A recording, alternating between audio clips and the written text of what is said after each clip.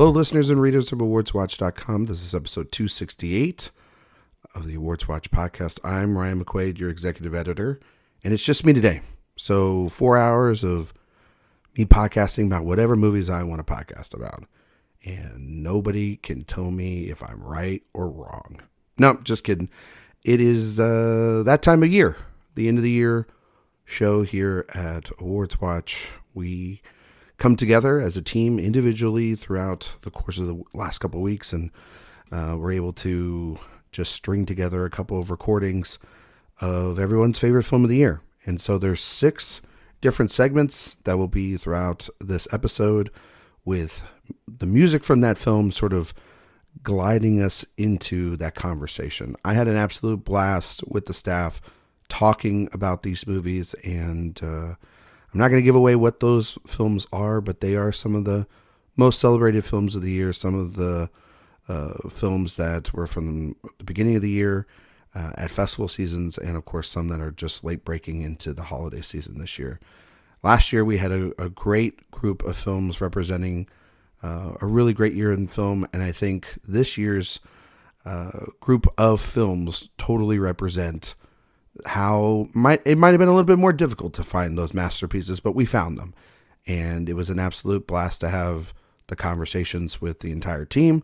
I will say before we get into everything, how grateful we are for everyone that listened to the show, read reviews up on the websites, interacted with us politely on all social media platforms. It was a great year for everybody at the site, and I can speak for the entire team, staff, and Eric when I say that we are very grateful to have you guys listen to us on a weekly basis, meet us in person, say hi to us throughout the year, tell us that we're doing a good job. It means the world to us, and it reflects in a year's worth of work for the entire staff that I can say was some of the best collective work that we've had so far as a website.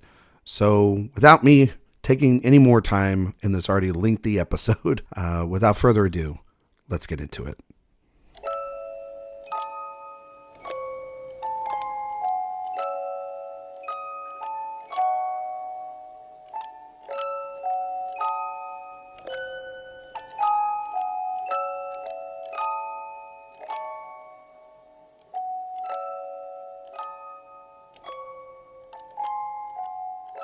I'm joined by Karen Peterson. Hello. And I'm joined by Griffin Schiller.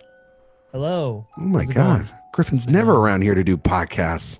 So busy. He's always, I'm Mr. Griffin Schiller. I got, all my YouTube stuff to do. Oh my God. Does he still work here? Yeah. That's a you fair don't even question. go That's here. A fair question. I know it's a fair question. No, I like to be the mysterious figure that pops in every once in a while. You like I don't want to be a regular. Every 6 months, Griffin pops in and is like, "Hey, I'm still here. Yeah, I'm collecting my mail. Yeah, and please get me out of this subscription." We're here to talk about Nosferatu, which is your guys' favorite film of the year. Robert Eggers' 4th film, his retelling of this classic vampire saga. And so, Karen, I'm just going to jump right into this, sink my teeth into this conversation, if it were, and ask you, why is Nosferatu your favorite film of the year? Honestly, I have been asking myself that for the last week or so since I saw it. It was a film I was really looking forward to because, first of all, I love the original 1922 film, but also I'm a fan of Robert Eggers as a filmmaker. I don't even love all of his, well, one of his movies I don't love. The other 2 I really do like. But I always know that I'm going to get just beautiful visuals with him and just really something interesting and different. And that's exactly what we have with Nosferatu. This version, it does pull so much inspiration from the 22 film. It uses a lot of other references to vampire lore in general, to other specific vampire movies, but he takes all those elements and really gives us something that feels so unique and it's beautiful, it's grim, it's macabre, it's dark, and it's honestly, it's not even remotely a happy movie. It's very Mhm. depressing, and hopeless. And yet I think maybe it's just the time of year, maybe it's this year in particular. It just really resonated with me, and I just felt like I just melted into this movie, and it felt like it was mirroring so many, not of my experiences, but certainly my emotions at of the end of 2024. Yeah.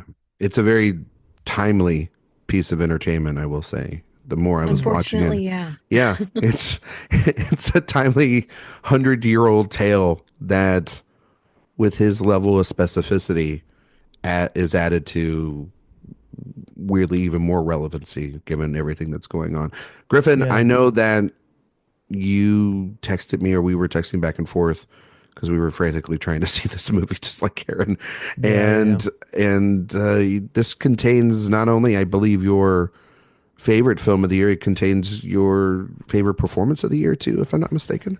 Yeah, Lily Rose Depp. Yeah, I just think like, coming off of, and I'll go on the record and saying like there's a lot of issues with The Idol as a series. Like we can talk about that for You probably an think? entire podcast length. Yeah, but I don't think she's one of them. I think she is fantastic in that show, and while that kind of like opened the door for her, I guess, like as a leading woman in film and television and stuff like that, and really showed us like kind of the lengths to which she would go to bring a character to life. For me, seeing her in this with the impeccable accent work, like for starters, I mean, it's just like I didn't even know like someone from the United States was able of doing that good of a British accent. It's really impressive. But from that to just the insane physicality of this that is draining. It's emotional. It's like she's contorting her body in ways that like don't seem humanly possible, and yet she's doing it all for real. She kind of just like surrenders to the environment that Eggers creates in order to deliver this incredibly compelling performance that is I mean, it's so layered, it's so complex, and the physicality is just one piece of it. But it really, you talk about it just being like this timely story and whatnot, but I think one of the things that I really like about it is how it engages with vampire literature, or really just literature in general, Gothic literature in general, from the 19th century and whatnot, where you have a lot of female protagonists that were portrayed as these sexually fascinated, vulnerable individuals. And I think this film kind of takes, and then it kind of almost demonizes them for doing that. They're never they don't usually survive in the end there. And I think what this film does is it kind of goes back and it still maintains that level of freedom that those characters were afforded, but it's able to look at it through the current lens and reclaim a lot of those what those original works were trying to go after. And it doesn't like alter the source material too much. Like it's still a very tragic story, but there is an empowerment. There's an empowering way in which the characters are portrayed, specifically with Ellen. I think the journey that she goes on from being this person that is completely written off, no one believes her, she doesn't feel like she belongs, she's literally talking about having like a love affair with death, to being this person, like this person who's had her entire life dictated for her, who's had her decisions made for her, to being this person where it's like, yes, there's a tragedy that happens in the end, but she's able to take control of her life and make decisions on her own that give her a sense of agency. She's able to reclaim that agency that was taken from her at a long age. And I think that journey for her as a character is really profound and powerful. And I think the way Eggers kind of engages with, as you were talking about, Karen, like past work, past iterations of this story is it's just I don't know how he does it, but he's just in it, he makes it feel effortless, the dialogue that he's having with all of these different versions of the Dracula story, more or less. He also is so just to jump in with one of the points that you were just talking about. What I find really fascinating with Eggers as a storyteller is how effortlessly he is a feminist too. Yeah, yeah, yeah, It's yeah. like, why can't everybody be like this, you know? Hmm. And I mean, we saw this with The Witch, certainly, but looking at this now, I mean, as you talked about, this is set in the 1800s, and women were not, they did not have a lot of autonomy. And it's not like this pretends that that was different, but and just chalking someone up as just being crazy and writing them off, like certainly Yeah, that is Ellen's experience, but she gets to have so much actual autonomy in the story. And ultimately, without, I don't want to get too much into the details of what happens, but the way she is treated, the way she's photographed, the way that she makes decisions, it really, it's so, just watching that, it's like it, I mean, just like I just said, it's really just like, why can't more filmmakers make movies like this and yeah. let women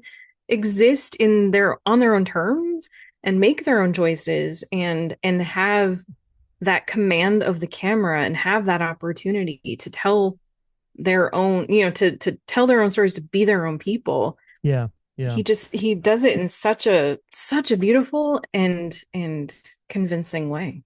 yeah. Well, kind of going off of what you were saying, I think and going back to this idea of reclamation, like we saw that in The Witch, right, where he took Mhm. witchcraft and he turned this, traditionally evil and like often disregarded, kind of thing that happened to women during that period of time, and he used it as as this empowerment thing, and I thought that was, and again, he made it was so effortless. It didn't really, like, you felt it, but you never felt like he was purposely drawing attention to it. He was just sort of, like you said, pointing the camera and letting these characters exist in the time period without coming in with a point of view, I guess, or at least like some form of judgment, if you will. And I think that's kind of the secret to his success. He creates these incredibly researched, detailed, realistic sets and environments, and he has a clear idea of what he wants to get out of his actors and what he wants the story to be. But he never imposes his will onto the scene. He assembles the pieces so that the actors are then better equipped to give him what he's after, just because of everything that he's kind of put in motion. Mm-hmm. Yeah. I think the movie is really great. I don't know if I think that this about Eggers, he's been so close to being my guy for so many years. Like, I think all of his movies there's one or two things that have missed from being, I think the celebrated director that he is. Everyone has like a favorite film that they've sort of latched onto in his first three, and the the big M word has been used a lot for his first couple of features by many, and I've been really close. Like, I think for a batting average, I said this on the main show a couple of weeks back. His batting average is like really great because it's like a B plus. Which, if anybody can have a B plus batting average to start off their career, I think that's really strong. Nobody And measures batting averages with grade, letter well, grade. well, I'm just saying, we're doing it all. We got all the statistics in here. Yeah. On I base know percentage, sports you name ball. it. What's Robert Eggers' wham? But anyway, um, I I was really looking forward to this film, and my household here is very involved in this story. It's one of my wife's favorite stories. All the iterations of it, she's seen every single one of them, and she had high expectations. And so, if there's a fourth person to recommend Nosferatu, it's her. She loved this Mhm. film, and she loved what I loved about it, and what we talked about, which is this. It is truly one of the scariest films I've seen in recent memory because of its. He is so good at using shadow and Yeah. light and being able to weaponize it in a way that I don't think we've seen a lot of horror films do, or just even this property in a long time. And I think when I talked to Eggers, and I wanted to specifically talk about it with him, and he was lucky enough to speak with me on the idea in his film of what you were saying, Griffin, it's like this tale has been always about temptation and desire, and especially through Orlok or Dracula's lens with this female protagonist. And in this movie, it felt that he wanted to take a more consequential look at those actions of what it is like to want and desire, and how those effects can have on everyone around them. What then you have to sort of then internally, and that's what's so brilliant about Lily Rose Depp's performance, is then internally look at and realize that there is no hiding from this. You wanted this, and so you must succumb to this, and not in the over sexualized, stylized way, but just in a humanistic way. And I think that it's such a bold vision to do that, and it's actually kind of crazy that it hasn't been nearly explored as much in this property before. But this is a property that he has had in his mind for like at least 10 to 15 years. In high school, he created a version of this. It's changed over the years because he's been long trying to make this. I mean, even back to when The Witch came out, this was rumored to be his follow-up. And I pulled a quote from an interview that he did with IndieWire where he basically was like, it would be irresponsible of me to make this my follow-up to The Witch, because I'm not a seasoned enough director to do that. And I think the experiences of The Lighthouse, and then I think to have a more epic scope with The Northman, then prepared him to make a movie that is kind of a miracle to be made in movies nowadays because of its technical precision and detail, and the tricks that he's able to pull off, and the insane production design, and the costumes, and the creature work, and the very physical performances, the patience of a studio to even give him the money to make this. It's very rare that it happens, so he has to stick a landing. And I think he sticks one that's very profound. And, Karen, like we were talking about, it's very relevant. The idea of this woman trying to explain what is going on or what has happened to her, and the world around her ignoring her. It's super relevant to that. And then how it becomes a trickle down effect to everyone around. This whole usually this story, when Dracula or Orlok comes to London, he is coming to take over the world. He's not really doing like that. Is actually secondary to his goals in this film. It's all focused on still on her. And it's I wouldn't go as far as say it's, I know a lot of people want to try to compare the Coppola films and the Werner Herzog film and various iterations of it, but it feels like he found a way to tell his version, which is what kind of is like, what you love about seeing certain auteurs nowadays when they tackle, it's what a lot of people loved about Little Women, for Greta Gerwig, is that, she was able to find her voice and her version of that. Whether you like that or not is up for then the audience and then, everyone to decide on that. I think he was able to do that here perfectly. And yeah, I kind of think it's his best movie that he's made so far. I would definitely agree with that. So the first time I saw The Witch, I didn't really like it that much. I admired it, but I didn't care for it. When I revisited it again a couple of years later, I just saw it in a whole new light, and I just thought, wow, this is really a great film. The Lighthouse, I didn't like that movie, but I absolutely admire the storytelling and the filmmaking of it. And then The Northman I thought was just fantastic. And this one, I agree. I think this is his best movie. And I think there are a few reasons for that. I think it is a good thing this wasn't his second film. He gave himself some time to really develop, not just as a filmmaker, but also to really get, to build some good relationships with craft people that really they can be on the same page and really know how to understand each other and how to have the same vision for what this could become. And then in terms of the horror, I think as a horror storyteller, he's really matured and grown too. And he uses so many elements of horror. The reason this is one of the best, certainly the best horror film of the year, one of the best in a very long time, is because, I mean, he does use some jump scares, but that's not what he relies on. He has learned that perfect alchemy to make just a film that gets under your skin and is scary, not for what it's showing you, but for what it's making you feel.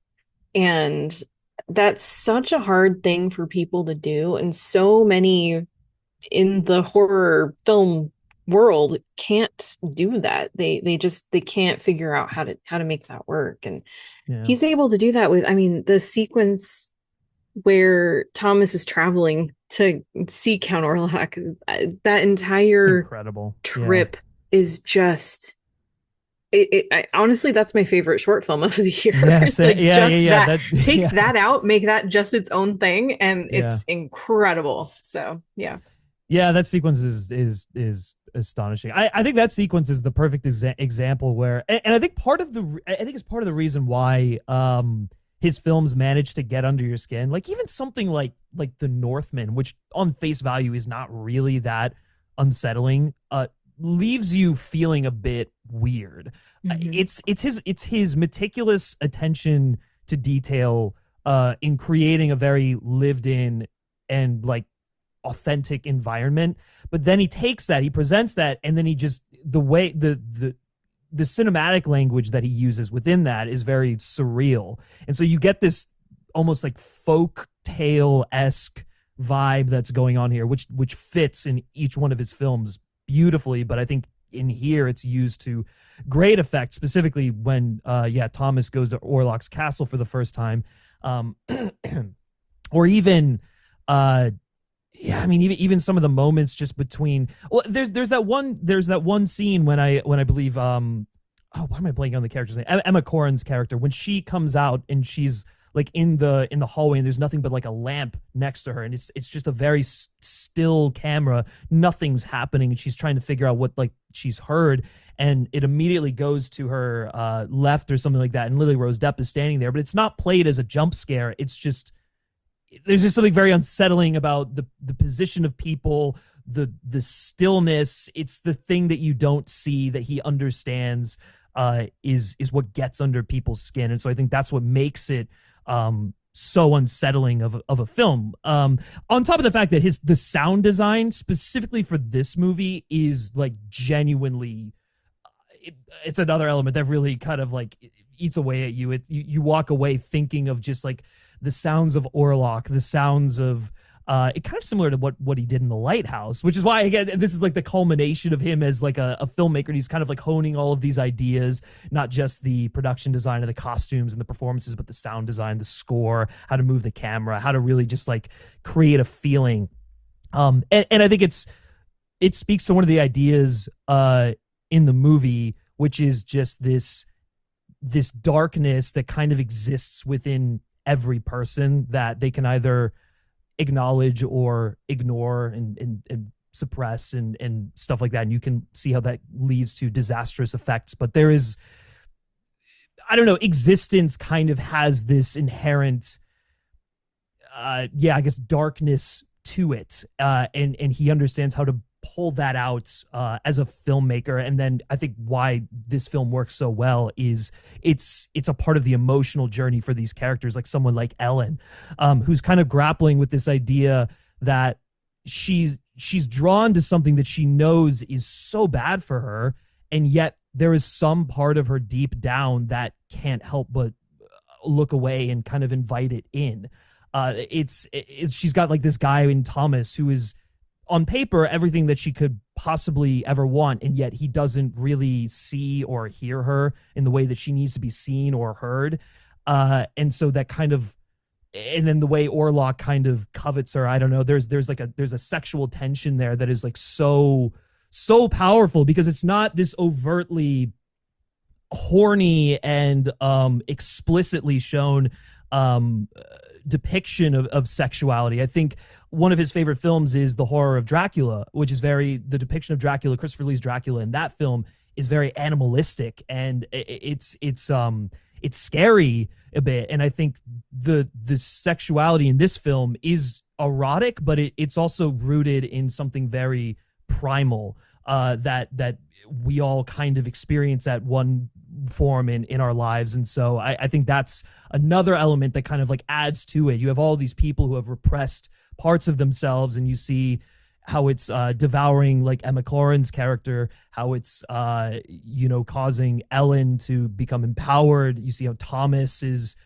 really unsure of what to make of the experiences he's going through. It's not just Ellen. I mean, it's seen best through Ellen, but it is this all-encompassing sort of thing. And then Ryan, what you were talking about when he brings that into the macro and you see how it's affecting this entire city, there's literally an epidemic going on, and people are expecting people have all the answers, and they're trying to like jump through these hoops in order to make sense of everything, and they're ignoring what's right and ignoring what's right in front of them. And I think the way he brings that all together and ties it into the character's Ellen's journey, it is this beautifully synced trickle down effect that I think it's so stimulating as a viewer to just see all of that come together.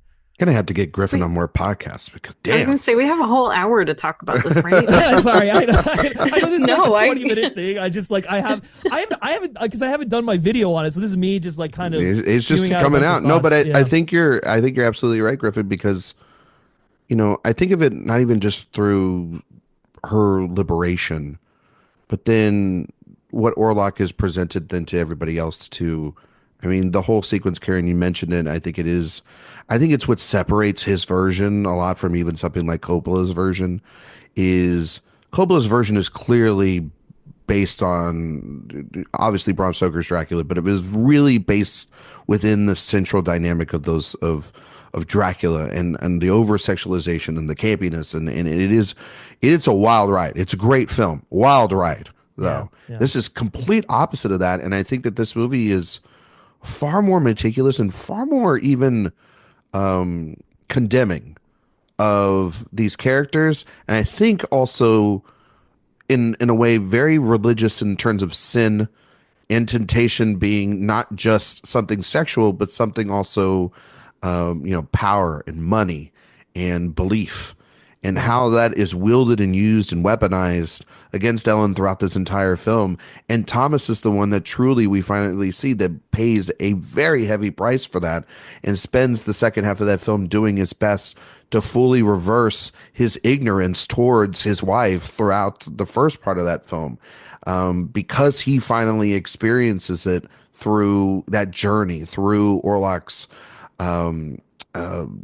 twisting of his words or twisting of his will against him.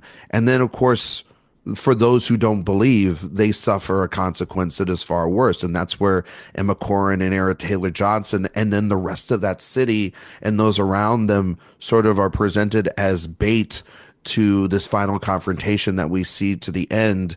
And it is very much a mirror image what Orlok and Ellen go through with Anya Taylor-Joy and Black Phillip at the end of The Witch. Yeah, and I think that there is a mirror and a coupling of the themes of that first film circling back all the way to this film nearly a decade later.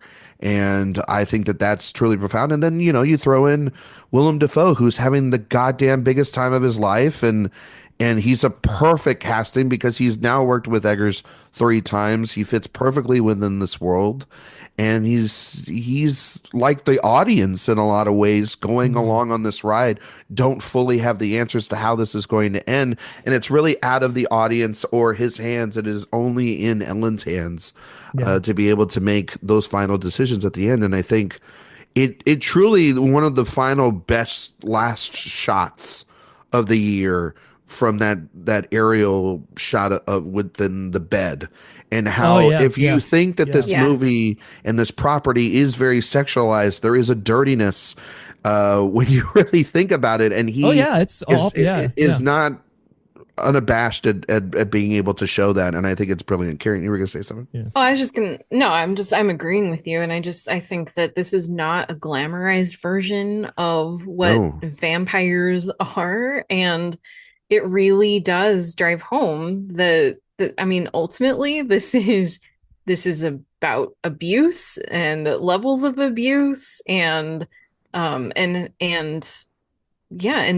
and how that corrupts from within and how it just has such far-reaching uh, you know, consequences, as we've talked Mhm. about. And the other thing about this too that it just that I was really taken by was we've talked about the crafts, but every member of this cast is just doing exceptional work. Every single person here.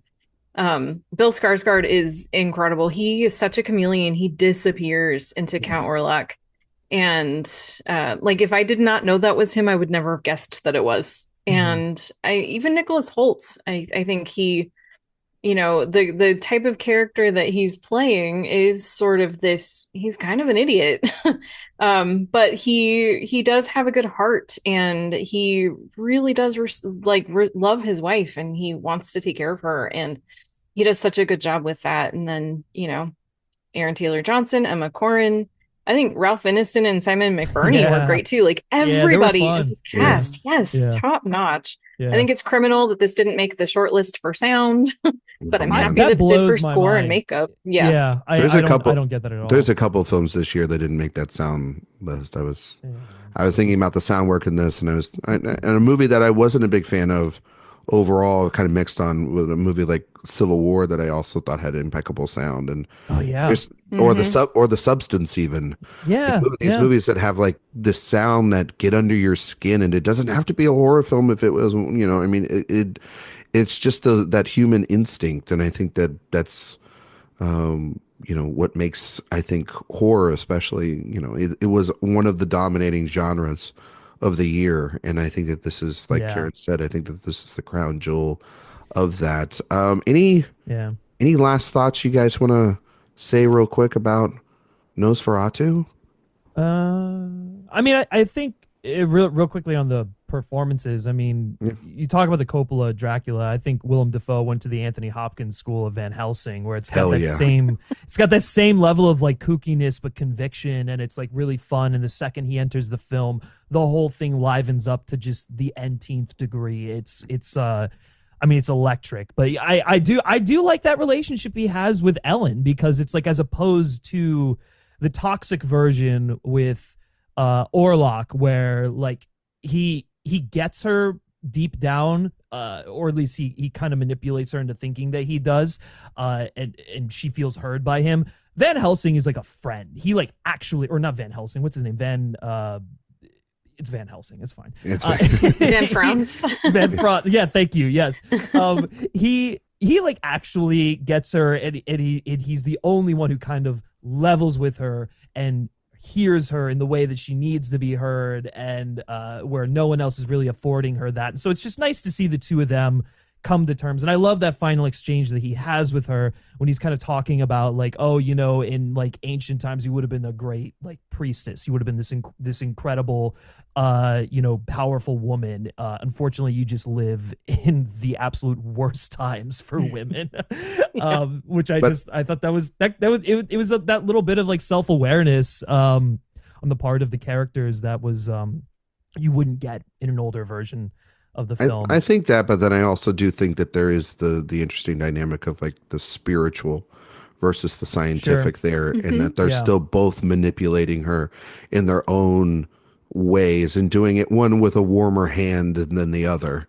Definitely one with a colder hand, obviously. But I think that I do agree. He is trying to unlock something, but from his scientific mind, he's still also selfish and curious as well too by the end. And there is that character has always been mistrusting from the beginning, because of his end is to do exactly what he's done for how many ever 100 years that we've had the story. But Sure. Karen, any final thought you have on the film? I mean, I have a million, but I think this movie is it's, as I said at the beginning, it's joyless and it's merciless, but there's so much beauty in that tragedy, and it really does it's such a perfect, I don't even know what else to say. It's just such a perfect movie for capturing just the emotion of how we're all collectively feeling right now, I think. True. Yeah. I mean, it's a really accessible way of of us as humans talking about death, I think, in an Yeah. interesting way. Like it manages to make that palatable. And yeah, it's joyless. It's melancholy. I guess that's the word that I'm looking for. It leaves you with that sense of like, yeah, she's empowered by the end, but look at the cost of it, and it doesn't leave you feeling great, which is, I mean, he excels at that. Yeah. Yeah. When I say joyless, I don't mean like there's not like, I mean, sometimes people might Sure. hear that and think, oh, I'm just saying like, oh, this movie is just like, oh, there's nothing good about it. No, I actually mean the opposite. And I think Yeah. that bleak, moody depression that it kind of leaves you with is well earned, and it doesn't feel like you have nowhere to go. That somehow there's still a little bit of this odd hopefulness by the end, too. And it's part of that magic of Robert Eggers. I don't know how he accomplished it. Yeah, I don't know how he did it either. For you guys, before we get you guys out of here, I mean, obviously this is your favorite film of the year, but do you guys have a couple of honorable mentions you guys just want to rattle off real quick? Griffin, we'll start with you, of some of your other favorite films of the year. I mean, Challengers for sure. That one just was that. Honestly, up until Nosferatu, that was the film where I was just like, yeah, like I just couldn't get enough of it. Just such a endlessly rewatchable film. Dune, The Wild Robot, Furiosa, The Substance, A Complete Unknown. Just a couple off the top of my head there. Karen? Prior to seeing Nosferatu, my favorite movie of the year was Maria, which is another one I did not expect.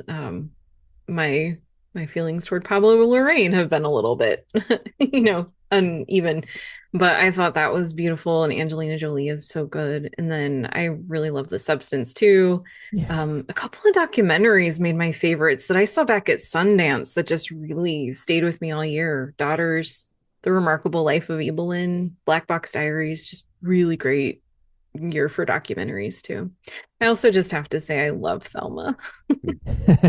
I love all those picks. Guys, thank you guys so much for being on. Griffin, can you tell everybody where they can find you and all your work? Yeah, you can follow me on Twitter, Blue Sky, Threads, all those like Twitter adjacent things at Griff Schiller, and then you can check out the Film Speak channel for like video essays and deep dive analysis on films like Nosferatu, which I'll definitely have a video out at some point before the end of the year. And Karen?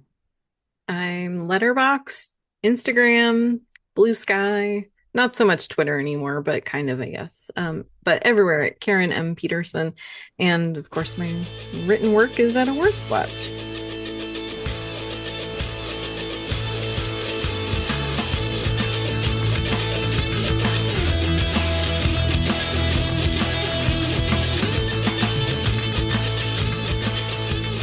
Welcome back. I'm here with AwardsWatch contributor Trace Sauveur. Trace? Hi, Ryan. This is the first time you've been on the podcast. It is the first time I've been on the podcast. Happy to be here. Why did it take you so goddamn long to get on this show? The real reason is that I'm bad about putting my name forward and reaching out for this kind of stuff. We have a spreadsheet and everything, and Trace is just like, nope, I'm not gonna sign up. I'm not gonna deal with your time management. I'm just gonna show up whenever I want. Trace is here to talk about his favorite film of the year. I just also want the listeners, since this is your first time on the show and it's the end of the year episode, can you tell Trace a little bit about yourself and the types of films you like, and highlight some of your pieces that you did this year on the website, which were absolutely fantastic? Oh my gosh. I'm Trace. I've been writing. I started writing for AwardsWatch this year after Ryan graciously let me start putting my work up on the site after I asked him at the beginning of the year. Do you want to tell everybody how I met you? We met at South by Southwest. We were standing in line with fellow critic David Lynch, not the filmmaker. Not the filmmaker. And we I can't remember if this was this. I don't know if we met in line and then ended up sitting next to each other at the movie that we saw together, or if it was in line for this movie. But we saw the Unknown Country together. Yeah, Lily We saw actually. Gladstone's film last year. Yeah. Yeah, we sat next to each other for that. And I remember really enjoying that movie at the festival. I did And too, but it was like in the afternoon, and it's a sleepy little film. it is in the midst of the festival goings on. It's kind of hard. It's easy to kind of get lost in a movie like that. Yeah, yeah, especially like if you're like in a very cold theater, Yes. right? Which is what the Stateside Theater right next to the Paramount is. It's like, oh, this is very cozy. Oh, this movie is just like beautiful images and a very sweeping score, and most of it's set at night. So Tracy, Very, hopefully, very light narrative. hopefully neither one of us snored next to one another. Like we were. It has nothing about the film. Like the film's very good, but It's if anyone that's ever done a festival like South by or any festival at all knows how some so watching some movies like that you can just it's you're easy sleep to, deprived. yeah. Yeah, you can't do anything. But no, Trace was gracious enough to talk with me in line, and when he reached out, I think he reached out about doing some stuff here, and I'm so glad he did because your stuff this year has been incredible. Yeah, I mean, thank you. I appreciate it. You guys have taken on some of my pitches that some other places maybe didn't want as much. Well, or their didn't- rejects they were are gonna our work. treasures. Who gives a I was particularly proud of the Under the Silver Lake one that you just did. I appreciate that one. That was actually one that I got told from some other places that no, this is too depressing, or this isn't really going to work for us, or we don't think this is really an angle. And I was like, oh, well, I think it is. And you guys let me put it up, and I really liked that piece, so I appreciate it. I mean, like, it was right after the election, kind of proving a lot of the things that we don't want to talk about, correct? But you eloquently put it all together, and it was a hell of a piece. Mix that together with your piece about Crank High Voltage, and you've got essentially your film taste, right? Yeah, pretty much. I also enjoyed my piece that I got to write earlier this year. That was the simultaneous anniversary for Paul Blart and Observe and Report. Kind of throw those into the mix, and the movie we're talking about today, and you kind of have an amalgamation of my film taste, kind of all over the place. But I like this is kind of a generic thing to say, but I like stuff that's just like a little different, like just kind of a little bit more stuff that I find to be distinct from the larger crop of critically acclaimed stuff that usually comes out. Even though I like that stuff too, and I have a very wide ranging taste of movies, I like to think, but. No, I totally agree. And that's why we're here to talk about your favorite film of the year, which is and was surprising when you told me what it was. I Yep. actually hadn't seen it. So this is going to be the first time I've actually talked about it with you and anybody. Do you want to tell everybody what it is? Yeah, it is Radu Jude's Romanian filmmaker. Do not expect too much from the end of the world. Yeah, pretty insane movie. I first saw it at London Film Festival 2023, so well over a year ago at this point. And I saw it there, and it just kind of blew me away. Honestly, I didn't know what to make of it at first, and then it just kind of like lived in my brain ever since that festival. And now, since it is technically a US 2024 release through Mubi, out of everything else I've seen this year, it just kind of remained at the top for me. Out of everything else, I just think it is so really just kind of like balls to the wall crazy. It is so unique and interesting and experimental, and really just like in my opinion just kind of like pushes the boundaries of like what a movie is supposed to be. While like speaking to themes that I feel like a bunch of movies this year have like really spoken to me about in regards to kind of how late capitalism is tearing everything apart. I mean, like some other movies I loved this year, like I feel like The Beast, Bertrand Bonello's movie, really spoke to that. I think actually like The Brutalist kind of speaks to that in a different way about kind of like the American experience and immigrant experience, like kind of writ large. And also like Evil Does Not Exist. I feel like all of these movies are kind of speaking to this universal theme about kind of capital just like kind of encroaching on us as people and kind of like detaching ourselves from ourselves. And I think Do Not Expect Too Much from the End of the World gets that in the most evocative way, in my opinion, and it's so scathing and interesting to me. But I'm very interested to hear what you thought about it. Actually, we can also explain what it's about. I guess I'll let you guide the order we'll do this. Well, I mean, it's kind of a hard film to describe Yes. what it is about. It's like it's a It's 2 so many hour things. it's 2 hours and 45 minutes of just, like Trey said, a very chaotic, balls to the wall, absurdist black comedy. Yep. But it really, I think it, and maybe you could correct me if I'm wrong, it really centers around this girl, Angela.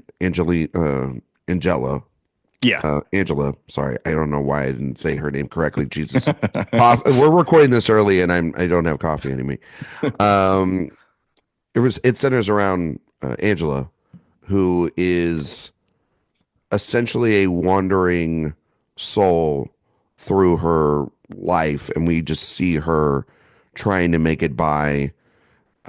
She's essentially every young person nowadays, Pretty which is much. she has a day job. She's meandering through her personal life. She's got an alter ego on TikToks. The movie is also in connection at the same time of her driving in her car. Flashes to a another film from 1981 about a female taxi driver and sort of the mundanity in that film and how it connects back to modern time, and it's an interesting Also named juxtaposition. also named Angela. Yeah, It's a movie called Angela Goes On. Kind of an obscure kind of like proto-feminist Romanian film that I guess Jude stumbled upon and saw connections with this movie, and like you said, kind of decided to intercut scenes of that movie into this movie and connect the narratives. And not only that, but the actress and actor from that movie, Angela, and I'm forgetting the male character's name, are in this movie as characters that this Angela car driver, basically, for a film production company, encounters and has some interactions with. So it's very interesting the way he kind of like connects this movie to this very obscure Romanian movie that I think he's gone on record as saying he doesn't think is like a necessarily a great movie, but no, he thinks is like kind of just had kind of interesting parallels that he wanted to bring up. it's a good way to mix his world with the world of the past, and I guess to that extent speak to the fact that generationally our lives are no more different. Our world is no more different than what happened 40 years ago, Yeah. and it's just done in a different way, much more online, much more focused. And then, I mean, the movie itself then tackles, capitalism. It tackles modern society. It tackles entertainment world. And then there is a 40 minutes, the last 40 minutes of this film, which is, I would say, some of the stupidest shit I've seen in the best way possible, which is this 40-minute segment that we've been hearing about and listening about, which is using this sort of family tragedy for I guess a commercial, right? For like a safety promotion campaign. It's like a workplace safety video that's being put out by this And like it's this kind of vague multinational company who's that very morally corrupt yeah, and very morally dubious as this yeah. as the kind of anticlimax of this movie Yeah. kind of cements basically.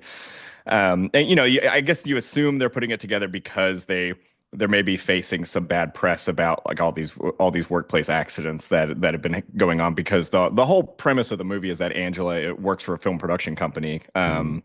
And is driving around Romania, interviewing people that have been injured on the job working at this company, to be the subject of this video.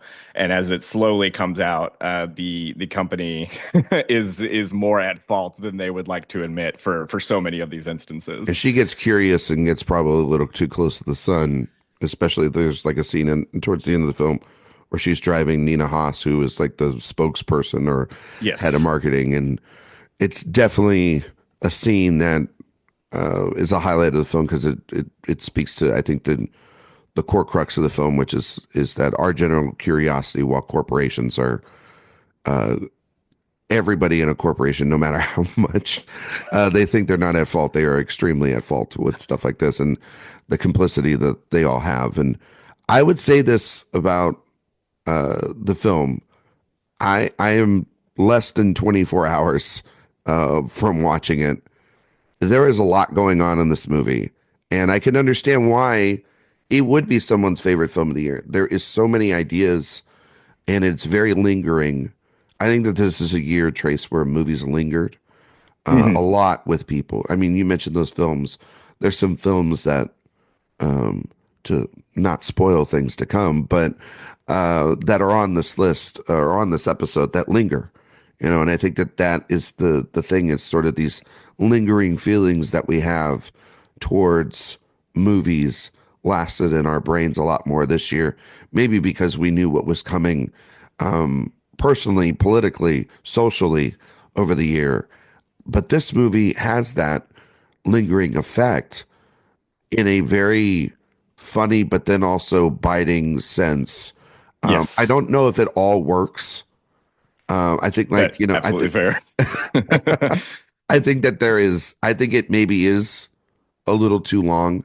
And definitely, I think that, though, that is maybe the point of the film as well, too, to make you feel her journey, make you feel the ridiculousness that's going on in this world, Yeah. and the absurdity. And I will say this: it wasn't. I was reading some people mentioning this, and I don't think that that's as fair to Jude, the director.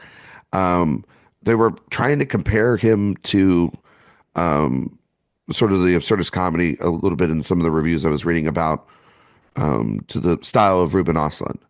And I don't think that that's fair to this man because Yeah, Ruben Östlund well, he's not as, I think, introspective and thoughtful and as a movie like this. And there is a level of absurdity that I did find very humorous here. It was weirdly, watching this film, I was thinking a lot of Kieslowski a lot, really, Right. and how this is a slice of life, and looking inside it, and how do you examine a world here. And I could easily have seen him doing something like this. And so watching his films this year from Director Watch really had that sensibility in my brain as I was watching this film, because it is about a culture, but it is about this through the lens of this female perspective. It's also speaking, you can just take it through her world. You can take it through the world that she lives in. You can take it through this corporation. And then again, that short segment, which is not short, it's 40 minutes. And that really is just, the camera's just still, and it's all in time. And I love that.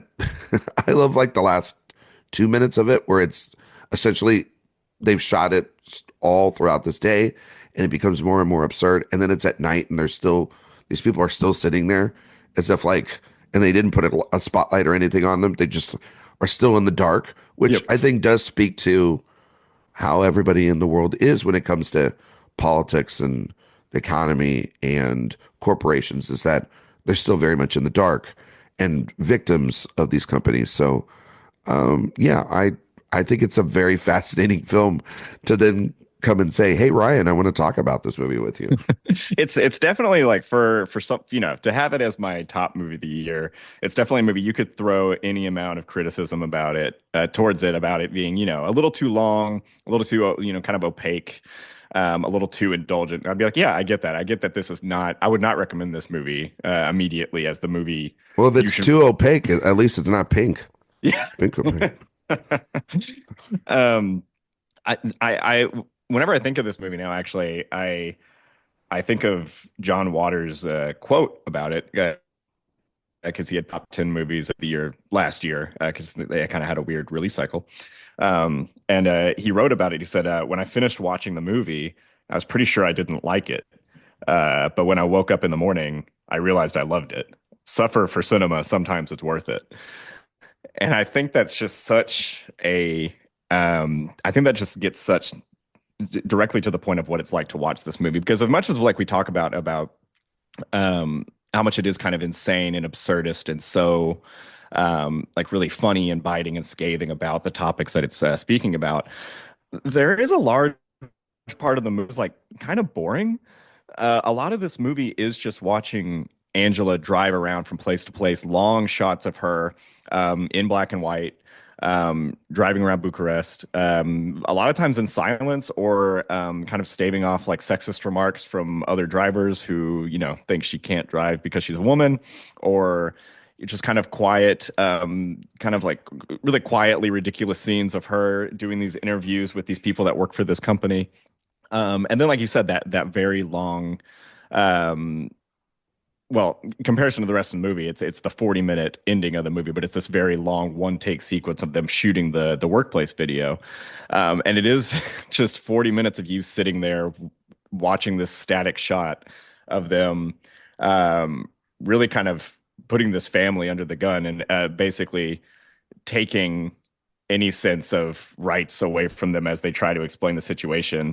As the man tries to explain all the fault that the company had in his accident happening, to the point where by the time they get to the end of it, they literally take his voice away to give him cue cards that they're going to fill in digitally later to fill in with whatever they want to write, basically. Which is just like, of fucking course they are. It's so it's a movie that asks a lot of you to watch it, but I think, especially upon rewatching it, there is so much of it that is like purely entertaining and so funny, which I think is what I love about it. It has such kind of like it has like kind of a weird air of prestige about it, but it is kind of like prankish in a way, and it at the same time it does have such like a lot of like kind of various references to like Romanian cinema and art and culture, and it's just like it has such a big palette that it's playing with, and it's honestly just like really hard to describe in a segment like this because it's doing so much. But that's what it's so overwhelming in a way that I really loved, while kind of getting to the heart of the topics that it's about, that we've spoken about, to the point where it's like it's such like it goes into such an essay film sort of mindset, to where like there's like a 5-minute sequence where it completely cuts away from the narrative to do these static shots of crosses alongside the Romanian highways of people that have died on the highway, basically. Just something that comes up in the dialogue, but the movie takes the time to show dozens and dozens of static shots of these graves that have happened along the roads in Romania. And I just think it's interesting, the things that Jude chooses to focus on without really being bothered with whether or not it quote unquote belongs in the movie, because I see the way in which the overall narrative of what he's trying to say about his country and like the problems that that all kind of correlate together. I think they end up coming together in a very interesting way.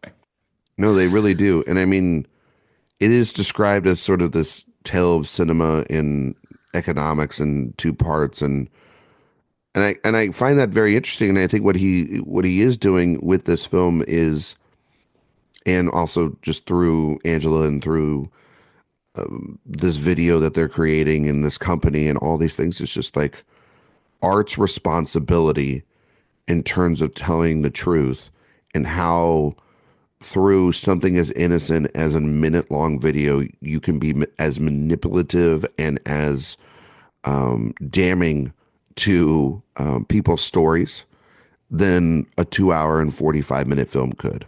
Yeah. And if you actually see the work and the levers being pulled and the machine parts being created in order to make this ad for this company or any company, right?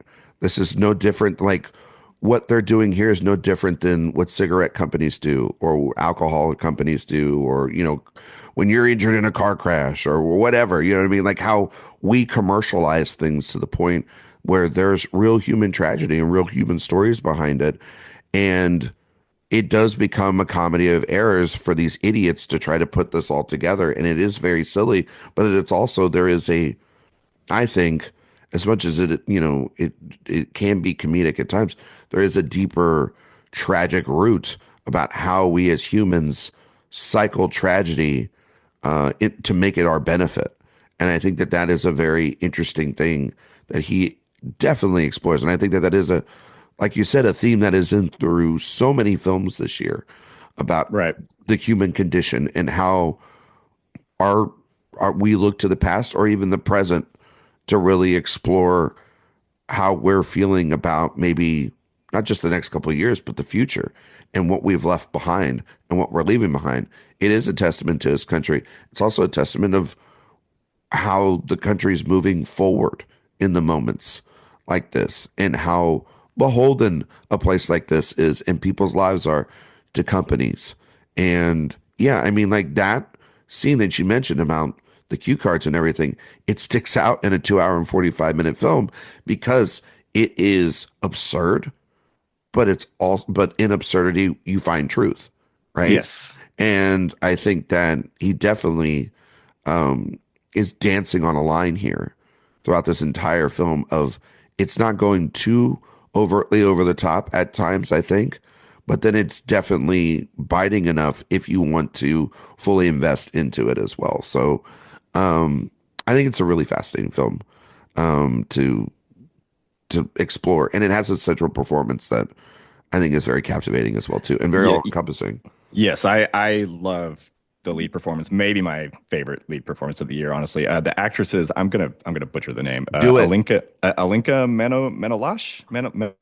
I'm not certain. Sure. But yeah, but she yeah, I love this performance, and I love the that idea of like the kind of the bleakness of all of it, of kind of being suffocated by capitalism, pressed up against the absurdity, and kind of like recognizing the humor in how fucked up things are, basically. Um, it is kind of somewhat encapsulated by her, like her TikTok character, basically, that she's doing throughout the movie, Bobita, who is basically like a very vulgar, very crass, like manosphere type Andrew Tate sort of misogynist, always talking about women in a very crass and explicitly sexual and objectifying light. And Angela, the character in the movie, talks about directly in the movie why she does the character, and it's literally just because it's her form of satirizing it. She directly says that the way that she thinks that she finds most effective to make fun of it is just to become the character. And what I find most funny about the movie is that it's not good satire, the character, but like you kind of like understand the outlet that you understand it as an outlet from her and what she's kind of gaining by kind of like releasing all these feelings by mocking it in this way, even if it's not necessarily like actually like artistic, like the height of artistic satire or anything. And it's just kind of her spouting vulgarities.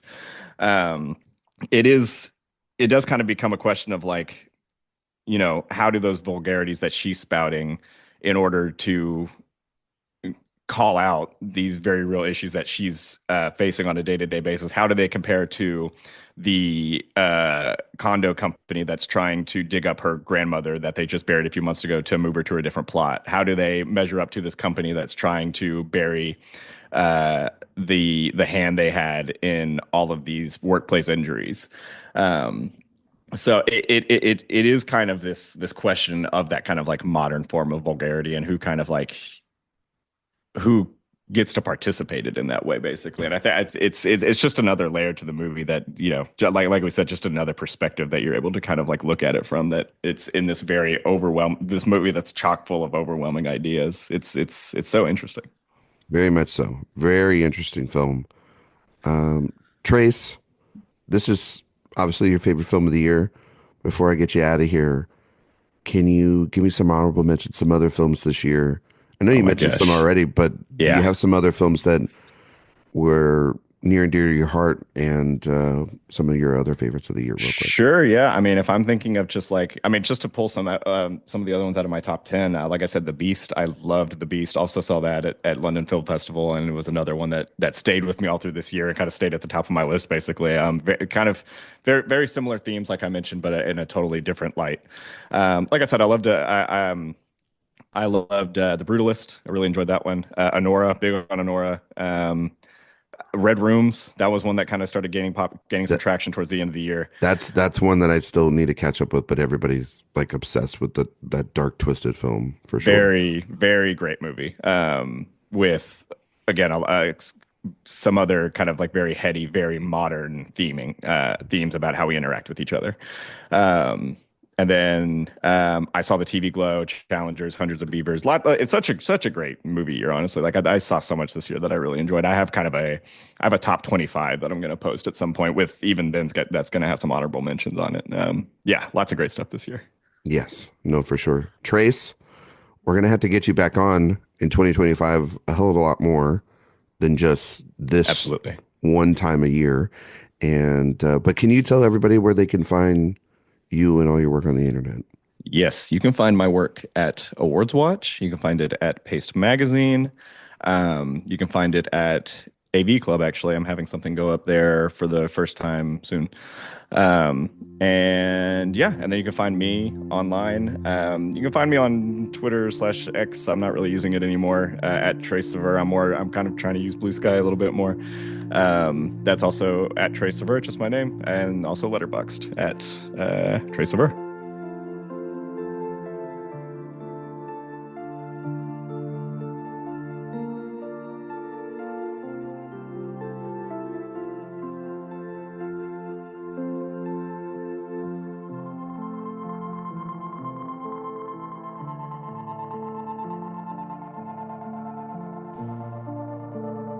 Welcome back. We're here with Josh Parham. Hello, hello. Josh, it's just you. You are the only one that has this as your favorite film of the year. And that's okay. Good. Keep it all to myself. Exactly. To hell with everybody else. Be different, Josh. That's what we love about you. You know what I mean? And so you're here to talk about your favorite film of the year, which is Paula Kapadia's All We Imagine Is Light. And I know that you saw this movie a long time ago. It feels like, right? It's like 6-7 months ago. I first saw it at Cannes. Yeah, that was when I first saw it at the world premiere of it. And it's so funny when I think back about that experience because that was the penultimate day of Cannes. So we were wrapping up.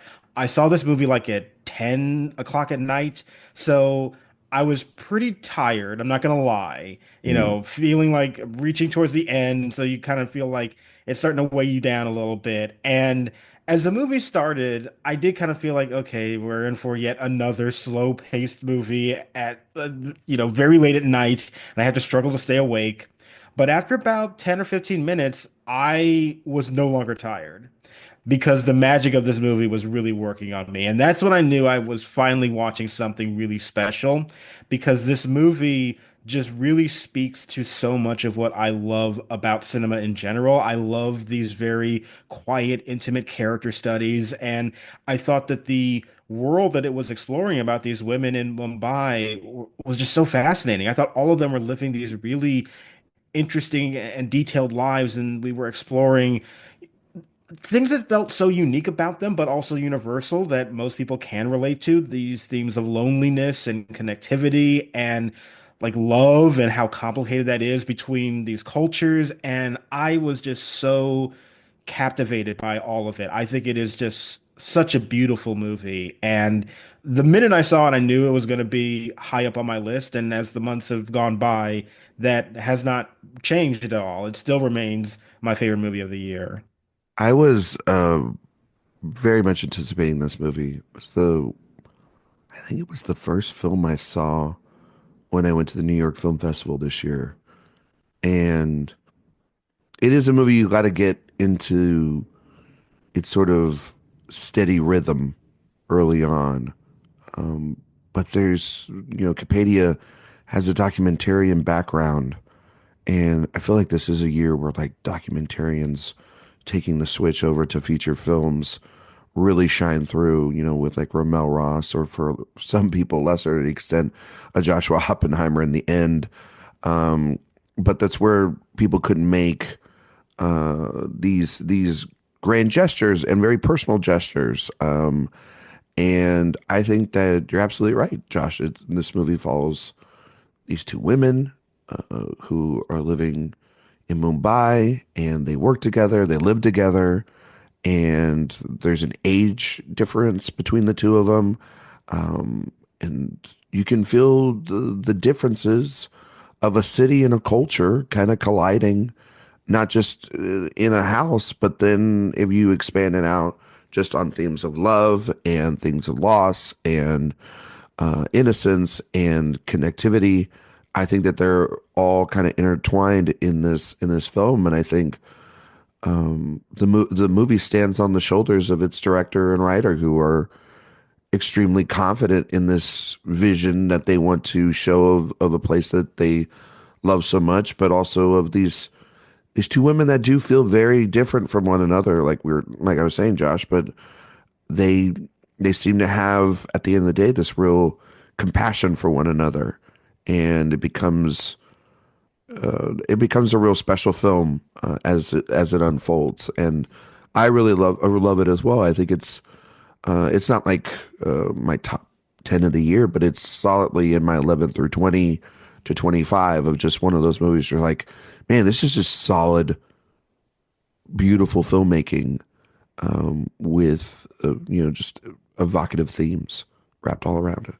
Yeah, the way that Kapadia just captures these women in this environment, yes, it does seem to be very evocative of documentarian work that feels immersive in this environment. You don't feel like you're intruding necessarily on these women. You feel like you are placed within their own viewpoints. And what I love about the storytelling is that this is not really saying like, oh, these women poor them for being in this situation where they're obviously great and they have to deal with problems, and it's very black and white. And I do find that it is more nuanced than that. Like, yes, there are complications, especially within the relationships that these women are going after, but it's not like the lack of pursuit in them is inherently causing some kind of deficiency. They're very independent on their own, and they like the lives that they're living, but there is something kind of missing from that dynamic. And this relationship between the one character and her husband who is overseas, like that's not just I miss my husband. It's really I miss having a partner right now and I feel aimless. And that's what's so interesting about it to me. With the younger nurse, it's not just, oh, there's this other guy that she's dealing with and he's from a different culture, and oh, if we could only just get along. Like, no, I mean that's obviously there, but that relationship dynamic is also much deeper. They're looking for an actual emotional connection that makes it a much more interesting commentary to go after. And that's what I find so mesmerizing about this movie, is that it treats its characters with a great level of intelligence and nuance, and that's what makes the character study even greater. And then when you marry that with this really great filmmaking that is never hyperbolic, it's never calling attention to itself, but it's so confident in entering these quiet spaces and really giving you that emotional connection as an audience member. And I will always treasure that in cinema. It is my favorite kind of cinema to watch, and I think this movie does it absolutely beautifully. No, I agree. I mean, you have the sort of older woman who she has experienced loss. Josh, she's living really almost, in a lot of ways like just kind of going through the motions, and has her routine to kind of keep things going. And most people, and around the world in other cultures, they handle grief in such different ways. And I thought that the film handles it in a way that feels very authentic to her as a character, and that it's a unique experience of grief, and that it's not necessarily cold, but it is one that is guarded, where she doesn't necessarily, even to this young girl who seems to to be a genuinely interesting, good person. Uh, she's closed off because of what has happened to her. And then there's sequences where the both of them are trying to find love, but it's very different. It's not about, again, like, oh, they should be together. It's not a romantic, comedy. This is a movie about people, and these people, and how they have culturally, they're set in their ways.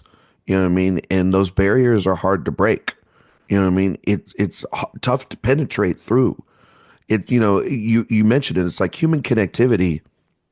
It seems very interesting that people always want to complain, or they always want to say about movies, well, yeah, just let them be friends. Like, they're sharing a house. Like, it just works out that way.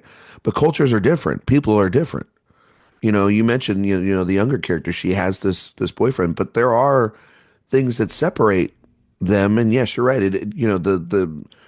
The thing about it is, like, there could be an uproar in this film about, like, oh, well, why can't she be with him? Why she could get mad and scream and yell and, like, this isn't fair and life is rough and da da da da.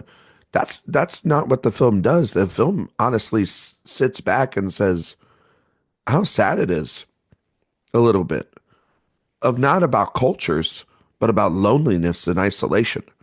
And in the moments where you do feel that sense of connectivity and it's gone, it's a very sad experience. One of the moments of the year for me is her on that train getting that phone call that, you can't come to this thing and you can't meet my family and da da da da. And we've seen this before in international cinema. This isn't something new, but the way in which we see her whole process of buying an outfit to go to this event, how, it is culturally, religiously, it is important.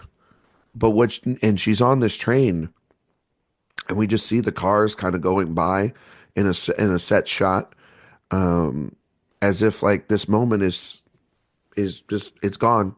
It's moved as fast as a train car at that moment. And then you linger back to the streets and how, there's shots outside of the story where it becomes about the streets and the sounds and the vibrancy and then the quietness. And it matches the tone of where these two women are at in the course of this film. And then the third act takes it to some spiritual, interesting places that I don't want to spoil or really get too much into because I want people to experience them. I want to go back and explore those, Josh, because I think that those are going to be the interesting places for people to have conversation. And you and I have had a little bit of conversation about, like, do those fundamentally 100% work for the story that Kapadia is telling here? But there are genuinely beautiful moments. I just don't, it's a tonal thing. You know what I mean? Like, it is a little bit a sharp difference than the two acts that we've seen before, especially involving a scene later in like a bedroom or like in a hospital sort of setting, but Yeah. very heartbreaking.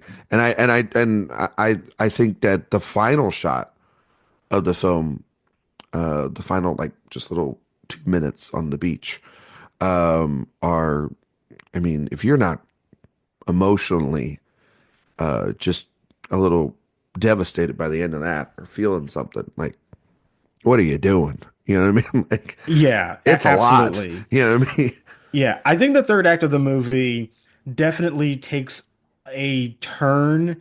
Um, but for me, I don't necessarily see it as, like, becoming something completely different. I find it to be more of an evolution of those characters. And it is like, the way that it is presented, yes, is kind of slightly altered from what we've seen before. But thematically, I do still see a connection, and that's why it does still work for me. I can understand why it doesn't for others, and yeah, we don't want to get too much into it because it's spoilers, but I still love the exploration of those characters. The character of the younger nurse, who we should say the actress's name, Divya Pramba, which I'm probably mispronouncing, and I do apologize about that. But there's a scene between her and her boyfriend that is, I will just say, is, a intimate moment between them that is shot so tenderly and so beautifully that it really just showcases like the deep connection that they have that is not being interrupted by forces that feel like, oh, we could just dismiss them. Like, yes, there is this cultural and religious barrier between them, but the movie never makes any kind of condemnation about that. It never says like, oh, this is the reason why they can't be together, and that's awful and terrible. No, it's like this is just the situation that they find themselves in, and it's difficult, but they can find a way to persevere. And I love that. I love that the movie has the conviction to say this is not just black and white of what these characters are going through. They want to be together, and it's hard, but it's nothing that they can't overcome, and they have to deal with it within those circumstances. And I find that to be very intelligent storytelling. Yeah, I mean, again, this is not a movie about trying to get into and fixing culture, political ideas. Like, you want to do something like that. I don't even know if there's a piece of art that can do that nowadays. You know what I mean? There is none of that. So how do you fix or how do you speak to just, you know, these characters in a relatable way? Well, you just meet them at their level.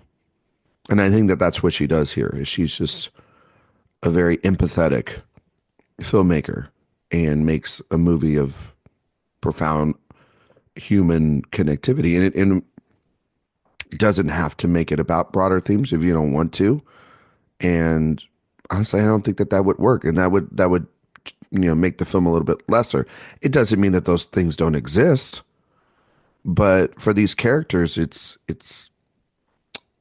not about the differences in their religion or where they're from or all that. It is just about these are the set circumstances. We can't change them. And that's honestly an acceptance of culture that is different than what you normally see, I think, in a lot of films. It's just like that acceptance.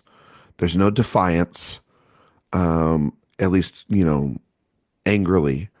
There is still, though, a longing and a desire to be with a more universal theme, which is love and togetherness, which I think that is what the film also talks about too with these two, and that it's is also about a little bit about protectiveness too.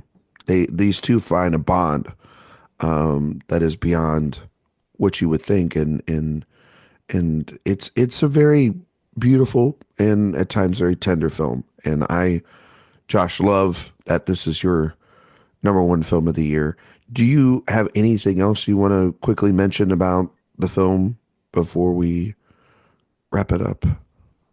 I think the only thing is just to emphasize that something that you had just said, that this is a movie about desire and specifically female desire within this society. But I also find it to be such a complicated question to examine. And I think one of the most heartbreaking moments of the movie involves a pressure cooker, which I never thought I would ever say, but just sort of what all that thing represents of this distance that you feel with everybody else. And yet, even though it's there, there's kind of this reminder of the potential that of something that you want to wait for, but then also at the same time, the potential of something else around you. And that's also a shout out to Connie Khosrudi, the actress who plays the older nurse. Mhm. I just another brilliant performance in the film too. The way that she captures that very kind of subtle heartbreak in every moment, but this optimism too of still wanting to get joy. Like it's such a complicated kind of state of emotions to hold, and I think it's absolutely brilliant. I do want to mention there is a third female character who's older than the both of them, so there's just generational levels to all this. You know what I mean, Josh? And um, she has a housing situation, which I think if there's anything the most sort of economical, political thing, it is just the fact that a city around them, we see this vibrancy, but there is also the reality of that within that vibrancy um, and expansion grows, just the idea of of people being kicked out of their homes, or the idea of not being able to, or rents, or prices going up, or and this is a thing that is honestly very much tied in a lot of ways to what's going on in our country, but it is around the world. Is that the world is changing, and it pushes people out of the way, and it leaves them not with many options left to have. And that's where the third act goes, because they have to move this woman who's again by herself, and she's accepted of it. You know what I mean? She's fought it. There's nothing she can really do. The systems are what the systems are. Acts of defiance are only going to make things worse, honestly. And it's really sad because these women are so intelligent.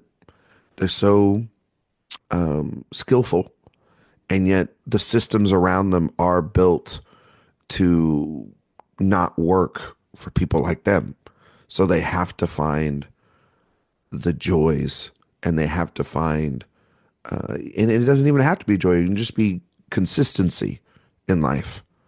And, there's some great moments of levity and humor about the condominium place that is taking over their area, and them throwing some rocks at them and everything. But then there's like, they hear a police siren, they run away, and it's a mix of like, oh, don't want to get in trouble, but also like, screw those guys. And it's like, again, relatable within oneself and one's culture, and knowing that. I think that there's a lot of great, fascinating levels. I was very happy to see that critics have been embracing this.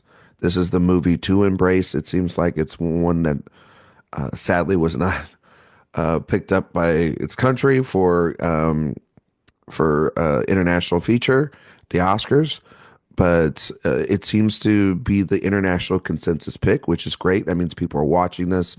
That those surprise nominations at the Globe too were very helpful. Yeah. It's a movie that I just hope people like you would want to as well, Josh, get to see it, because it's a truly beautiful special film. So Josh, some honorable mentions before I get you out of here as well. What were some of your other favorite films of the year? Well, with the caveat that my top list is not solidified yet, but definitely. No, it's solidified now on this show. No, I'm just kidding. You're right fine. Now. But some of the ones I definitely would shout out. Obviously, The Substance. I really love that movie. Another Cannes premiere that was truly wild. Will go down as one of the most memorable experiences of my life for sure. I also really loved Dahomey, the Matty Diop documentary. A film that I think packs so much in like 68 minutes. It's sort of incredible how much commentary there is. And I thought it was a fascinating movie, and I really loved it. I would also shout out this movie that actually came out, I think, in Britain last year, but it qualified for an American release this year, called Femme, with George Mackay, who was giving an incredible performance in it. And it's really a very interesting commentary about kind of sexual dynamics and exploitation, and I found it to be really, really captivating. I really found that movie to be interesting. And the last one I would mention is, I think, one of the most audacious movies of the year, and every time I watch it, I think I am watching just absolute, pure, unadulterated cinema, and that is, of course, Hundreds of Beavers. Yeah. Yes. And I say that unironically. I think that movie understands cinematic language and storytelling in a way that very few films do. It is very funny, but it also has some of the most clever gags I have ever seen in a film. And it takes an insane amount of creativity to pull that off. And I think it is absolutely incredible. I agree with you, Josh. I'll talk a little bit about this later in the episode. But I think it's one of the movie miracles of the year. There's a lot of films this year that shouldn't kind of exist, and it's definitely one of those. We're going to talk about a couple other ones later in the episode too, where it's just like, how does this exist? How did they get that made? And Hundreds of Beavers is definitely that. Well, Josh, can you tell everyone where they can find you and all your work? on the internet, sir? You can find me on Twitter, Blue Sky, and Letterboxd at JR Parham. And you can also find my work over at Next Best Picture and AwardsWatch.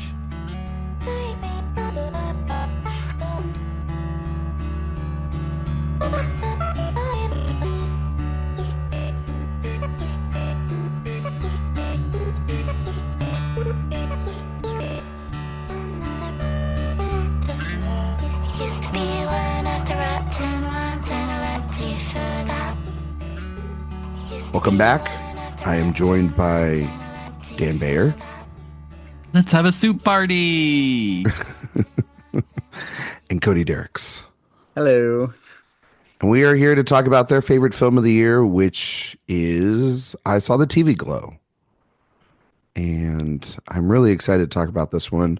I'm excited to talk about it because it's one of those films that was from the first half of the year that is one of the only films that we're going to talk about on this episode that's from the first half of the year. But it is a very important film, and it was at Sundance, and then it was at Berlin, and then it was at South by, and then it was in theaters this summer.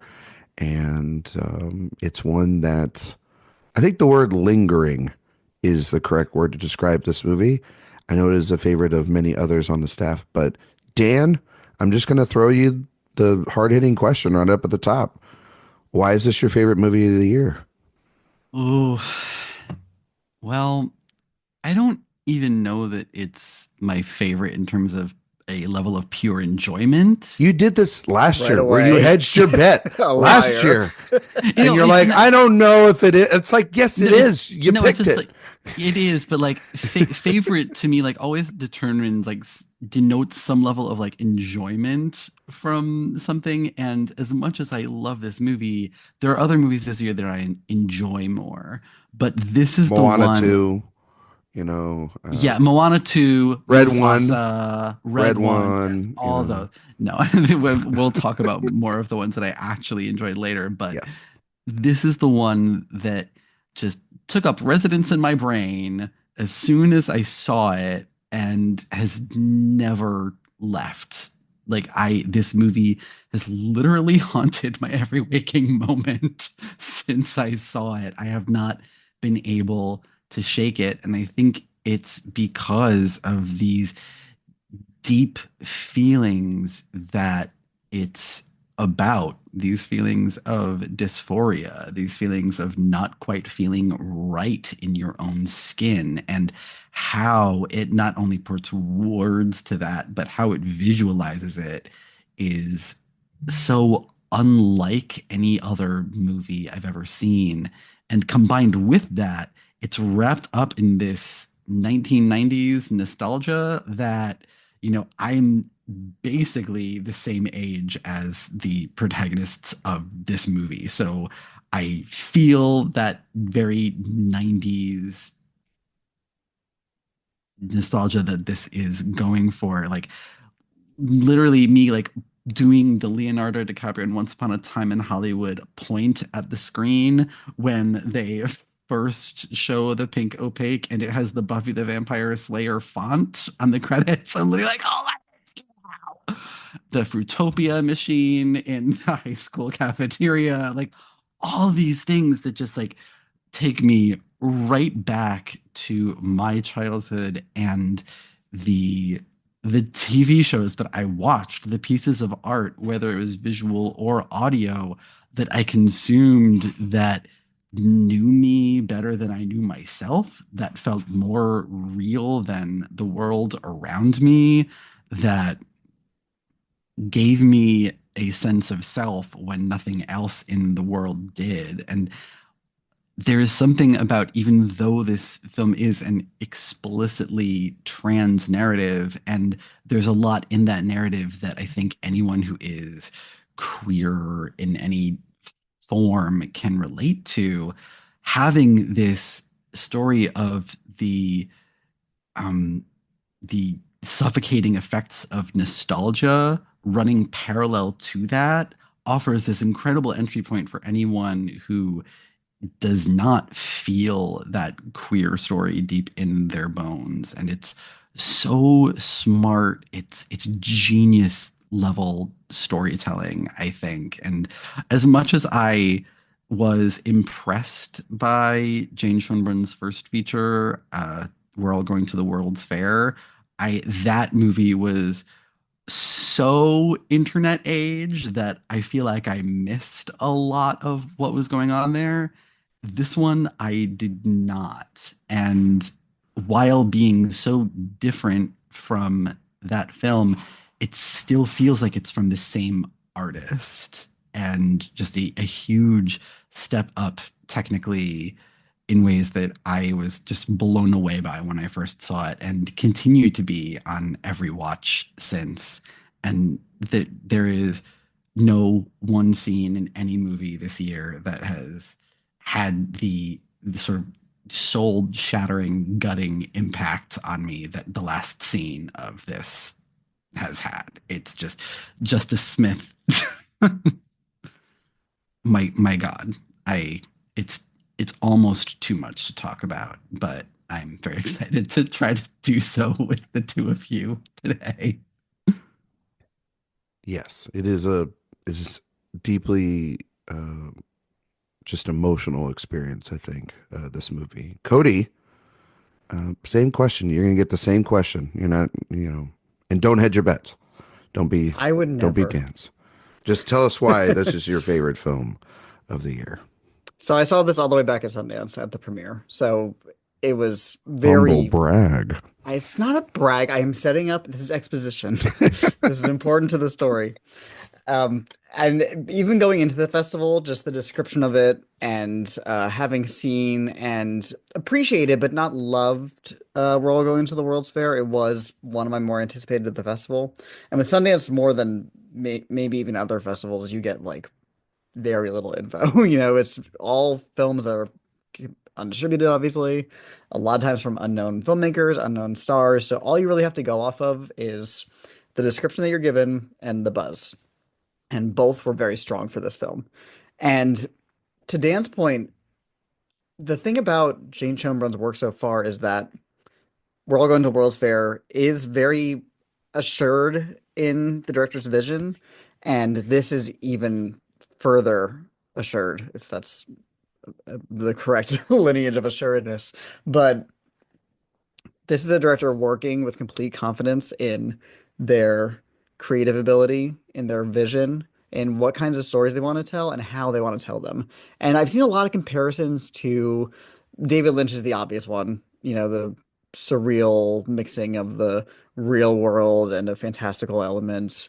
I've seen Cronenberg comparisons, but the vision is so unique that I really can only call it Schoenbrunnian because they bring such a specific vision. I keep using the word vision, but when you're talking about a director who is a visionary, what else can you do? But they have an idea so clearly of what they want their films to look like, feel like, and be about. And from frame one until the end, this film is so wrapped up in its own idea of itself. It has such a clear perspective on the story it's telling. The tone and the mood are just perfect. From the beginning, it has a sort of wistful nostalgia, which makes a lot of sense given the content. But also there is a simmering underlying feeling that something is off here. Something is not quite right, whether it's the way that the TV show looks or just the general energy of this weirdly empty town. The film really focuses mostly on the two main characters. And a lot of time the parents are like upstairs or in the front seat of the car and you can't see them, which is what it feels like to be a kid sometimes. It feels like you're in your own little world, even if there is somebody literally in the front seat driving you or upstairs in control of you. And so much of the movies look back at this TV show and the ways that it plays with the character's idea of the TV show as a kid versus the actual reality of it when it's revealed later is genius. Genius stuff.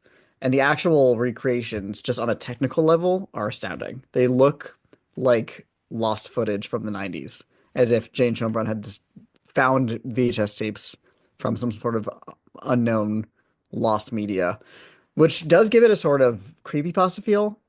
We're All Going to the World's Fair definitely feels very similarly. but it's a more elevated version of that kind of online horror vibe. And that's not even getting into the queer themes here, the themes of trans identity and denial of self. I said this on Letterboxd, but this is one of the few films I can think of about queer characters that uses the closet as a place that is trapping you, as opposed to a place to escape. This is about the horror of a call denied, of an identity neglected. And it gives you, if you are to deny that, you have the same unresolved, I imagine, as I'm somebody who did not have this experience, but I imagine it gives you the same unresolved, something is around the corner feeling as the scariest horror movie. And putting that to visual language is just brilliant. This is a super impressive film, and I just cannot wait to see what Jane Schoenbrun does next. I think it's one of those films that it's kind of hard to describe the feeling we all maybe first had when you walk out. I was left speechless. I it took me a couple days to really process what Jane Schoenbrun had done with this, because I did not like their first film at all. I thought it was just probably not for me, which is totally fine. The other thing is that it was very much what you hear at a Sundance, right? Cody, you know this experience too, where you see this movie, it's got all this buzz. People are like, this is artistic, and it's stretching the form, and it's something new. And then you see it and you're like, the fuck was that? Like, it's 90 minutes. Like, what Once are we you talking descend about? the mountains. Yeah, truly. exactly. Like once everybody's come down and, gotten over whatever, sniffles that they had from the festival that you get over at Sundance. I literally talked about it in the first festival, so yeah, that's actually true. I'm telling you that's why I'm scared to go to Sundance, because I know, most people usually get sick when they get back. But so I was just like, okay, it's from that same filmmaker. It's this very big push. The screening I saw that was, and I'm not humble bragging at all, it was one of the most put together, like anticipated A24 screenings I've had all year in recent years. And that's saying something, because they've had, all these movies since, post pandemic, where it's like they want you to see everything ASAP. And I sat there and I could tell my audience was not vibing with it at all. But I was like, this is, the term Lynchian gets thrown around in such a overused and insulting kind of way to David Lynch. But this is somebody that I think is examining the word Lynchian within this work. I think they're examining the words nostalgia. They're examining how we have collectively morphed or become the material in which we kept so near and dear when we were kids. And then it becomes to what you're saying, Cody, where it becomes consuming, where it becomes identity, right? And we mix identity with fiction. Well, what is reality? And then you have, like you guys have said, the multiple layers of this is a trans allegory. The trans allegory of a small town, and you don't have to just use the visionary, like the visuals of this movie in order to break that down. This is a case of people that are able to get out of these small circumstances, and others that are fearful of not being able to, and instead have used whatever was around them that they could identify as a place to escape. This being a television show. And I think the most haunting thing in this movie and of the year, it's more than anything in a horror movie, anything in any other drama, is when Owen rewatches The Pink Opaque as an adult, and how we see things differently when we rewatch movies or rewatch things. We don't remember them nearly with the nostalgia or the accuracy of when we were as a kid. And maybe that is us in our life, and it's formed into that it's changed, or maybe it was never there to begin with. And how sad is that of a reality to think that that place of escape, maybe the things that they thought were special or highlighted were just only there in the moment for that connection with that other person that they were sharing that experience with, or they needed it in that moment to then open that door just enough for them to escape. They never did, and they lost their chance. They lost that opportunity, and it's never going to come again. And then therefore, to your point, Dan, it comes to that scene at the end, and that becomes hope. But it's just a dream at that point. And it's really sad. It's one of the movies that has lingered the most. And I think along with a couple, like two other films that we're actually going to talk about in this episode, I think it's a staple film of 2024. I really do. It's in my top 10. It's my number 10 of the year, but it is a movie I can see being that movie where generations are talking about that this was a movie that they came back to and they identified with. I've read so many Letterboxd reviews talking about literally what it means for them as a queer person, as a trans person, as a person within the LGBTQ community, to be able to see a movie like this and be able to express it in ways that they haven't been able to. I think it's going to be a vital tool going forward. I think it's a masterpiece, and I think it's something that we're going to be talking about next year when we do a list of the best of the decade so far. This will be in the conversation as an important document of the first 5 years of this decade. It's really interesting. It feels like not just a movie that is so much about how we talk about identity in 2024, specifically queer and trans identity, but also about the nostalgia and how we've wrapped ourselves up in that, and how we define ourselves by the pieces of media that we love and consume almost more than anything else. That seems so very 2024, but it's weird because it's also a period piece, and it's so much about physical media, about how if you were not there to watch the thing when it aired, you had to have someone tape it for you and give it to you at school. And if you were not alive at a certain age at that time, you just don't know what that was like and how awful it could be to miss something and never know if you were ever going to get to see it again. And I love that it has all that stuff in addition to the stuff about identity and queer identity, because yeah, that stuff can be esoteric and you can sort of get that storyline and that metaphor and allegory that she's going for without fully feeling it. But if you don't get that, then this other stuff is there too for you to grab onto, and that storyline works just as well as the rest stuff. And for people who do get the queer stuff, it further enriches and deepens that storyline, because it does make it more of a question as the film goes on. You know, how much are we seeing? Because the whole thing is Owen telling his own story. So how much of it is him being an unreliable narrator, or how much is it really that he actually is Tara trapped in the Midnight Realm? The thing you were saying, Ryan, about revisiting something from childhood that scared you and it's no longer scary. I think what Jane Schoenbrun does with the recreations, I say recreations, it's not a recreation, it's a creation, but it feels like a It recreation. feels like we've seen, like we watched this show ourselves growing up. That's why Right. it's something within the familiar that feels so profound. And for our generation and even younger generations, but really ours, because you're talking about videotapes and you're talking about late nights in basements and MTV, or, you know, Nick at Night or whatever, you know, like just watching these, you know, Are You Afraid of the Dark?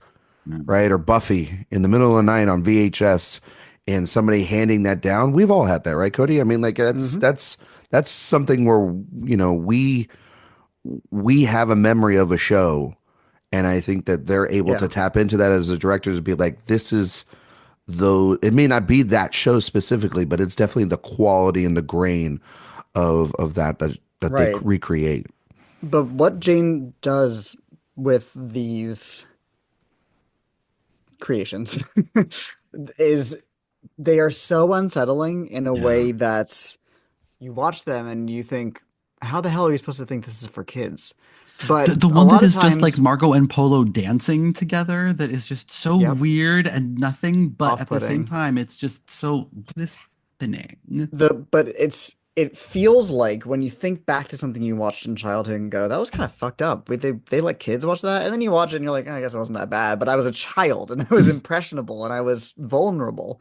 And the way that specifically the Mr. Melancholy reveal, the first time we see him, Mm. where I remember sitting in the theater and not knowing what I was looking at, but just having chills running up and down my body, which is again kind of what it feels like when you watch something as a kid that either is a more mature episode of something you watch or something you're not supposed to be watching, even more importantly, um, where it just feels wrong. Something feels incorrect about this, Yeah. which ties into the themes of the film about feeling like something is wrong, something is off, even if you're not able to put it exactly into words.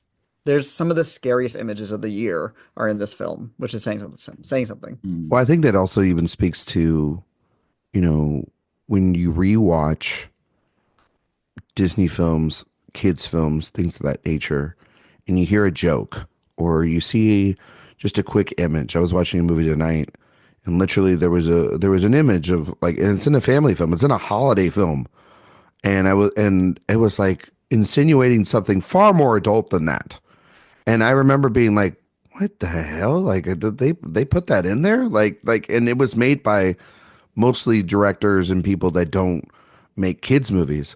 And I was just like, "Oh my God," I never remembered that at all. And it's a movie I saw a bunch of times. It's not like a great movie or anything, but it was just like one that I had on and I saw it and I was like, wow, again, you don't remember that, or you don't see that, or you don't process that, or you don't have words to articulate what that means when you're a kid. But you see, but you do see the other things, right? That's kind of like the thing about when you're a kid and when you're very old, you feel like there's a connection between youth and being elderly because you see things differently. You have either experience or lack of experience, and then that sort of opens it up. And I think what they do as a director here is they take those feelings of, like you're saying, Cody, of like, did this even happen? Is this real? And if it isn't real, why did I do that? Or what? Or is there an answer to the world around me? Because the idea and fascinations of what you're talking about, Dan, of, okay, is the story we're seeing real? Or is it all metaphor? And this movie dances that line beautifully between, because people joke all the time, like, this can't be, like, the timeline's messed up in our world right now. You know what I mean? Like, who would want to vote for that asshole for president, or who would want to have this weird shit happen, or how did J-Lo and Ben Affleck get back together? Something's wrong with the timeline. You know what I mean? And so I hear that joke all the time. And I was thinking about this movie in particular because it's just like, okay, what is so weird and fucked up that's no different in our world than the events that take place inside the pink opaque? And so why wouldn't you then, if you have a chance to have freedom or escapability, things that in the real world a lot of people right now don't think they have? They don't have the freedom to be who they want to be, especially in small communities, especially in isolated areas where they don't see people like them on a day-to-day basis. So how do you do that? Well, then you attach yourself to something that is more universal, that has branched themselves out to kids, to people all around the world that do identify like that. And when you find someone that's special like that, whether that is another person or just a mirror reflection of yourself, how do you then respond is the fabric of who you are. And I think that sadly for Owen, it is the reluctance of being able to be, to be that mirror, to be that other person, to be able to be open with themselves. And that's where the whole rest of, because Maddie is able to do that. in the face of everything that happens. And those scenes are in the bar, that scene in the bar where they're faced with one another, they're completely different at this point. And Owen's still the same. If anything, it's almost worse. And this cry, this last ditch effort on the football field, it broke my heart. And it's just sort of, at times you think of all these things are going on, but then it's actually just, it's really simple and it's just right there. And that's to the credit again of something like, and I again, I hate bringing this up, but like that is the thing that always makes me really interested in the works of somebody like David Lynch. You know, Jane Schoenbrun has said how much those films and that filmmaker has influenced their work and influenced this film and influenced what they do. So that's not a secret. We all have our influences. I think that they take the influence of that and flip it and make it personal. And that to me is much more interesting than making a carbon copy of something like that, is to elevate, to expand upon. This is like when PTA uses Altman to expand There Will Be Blood. This is very much that, like, make your own personal thing, but definitely the roots of your work is built through somebody else, but it's the foundation that is then built upon that, and then the rest of the structure that it's around it that is completely unique. And I will say this movie does have one thing, if I could make just one observation, has the best drinking game of the year, because the pink opaque is said a lot of times. And I will say that if you do attempt that, we here at AwardsWatch do not recommend. We do not want you driving any motor vehicles, any heavy machinery after watching this film, if you decide to play that game. Anyway, just putting that out there real quick. You know, what you're saying about taking Lynch's influences and informing your own worldview, that's exactly what the best art is supposed to do. You're supposed to see either a reflection of yourself in it or a way to have it translate and be recontextualized within your life to find meaning within yourself. And to see a director so clearly doing that on the big screen and in a way that is going to have that effect on additional people is weirdly moving. Yeah. The type of art that always moves me most, that I think is sort of like the ultimate goal of all art, is to take something that is deeply personal and deeply specific and make it universal, make it something that everyone can understand and relate to. And I think Jane Schoenbrun does that here remarkably well. Yeah, no, for sure. I think it also contains one of the most underrated performances of the year from Justice Smith. I think I don't understand why a lot of critics groups haven't really gone after that kind of performance and really spoke about it. You made my ballot. I'm just saying. I know. Same. I'm talking about outside of us, guys. Both him and Bridget Lundy Payne, there is a sort of like flat affect to a lot of their performance in this movie, but that is so, it feels so purposeful, so that those scenes in the second half, the big monologue that Maddie has in that the blow up planetarium, which is like one of the best scenes of the year, and that Owen's breakdown at the fun center, they hit with a massive impact because we're finally feeling these emotions that have been repressed and coming out, dying to come out for so long. And they would not have that same impact without those kind of flat, subdued performances at the beginning. I think they're both incredibly well calibrated performances throughout the whole movie.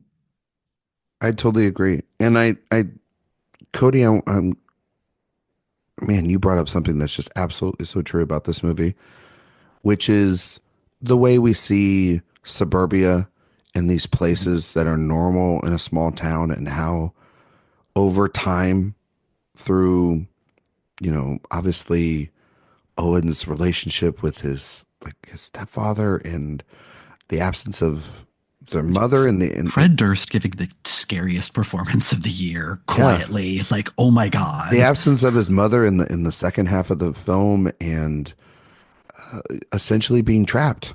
You're absolutely right. Like, they're these places, the streets, like they feel different, you know.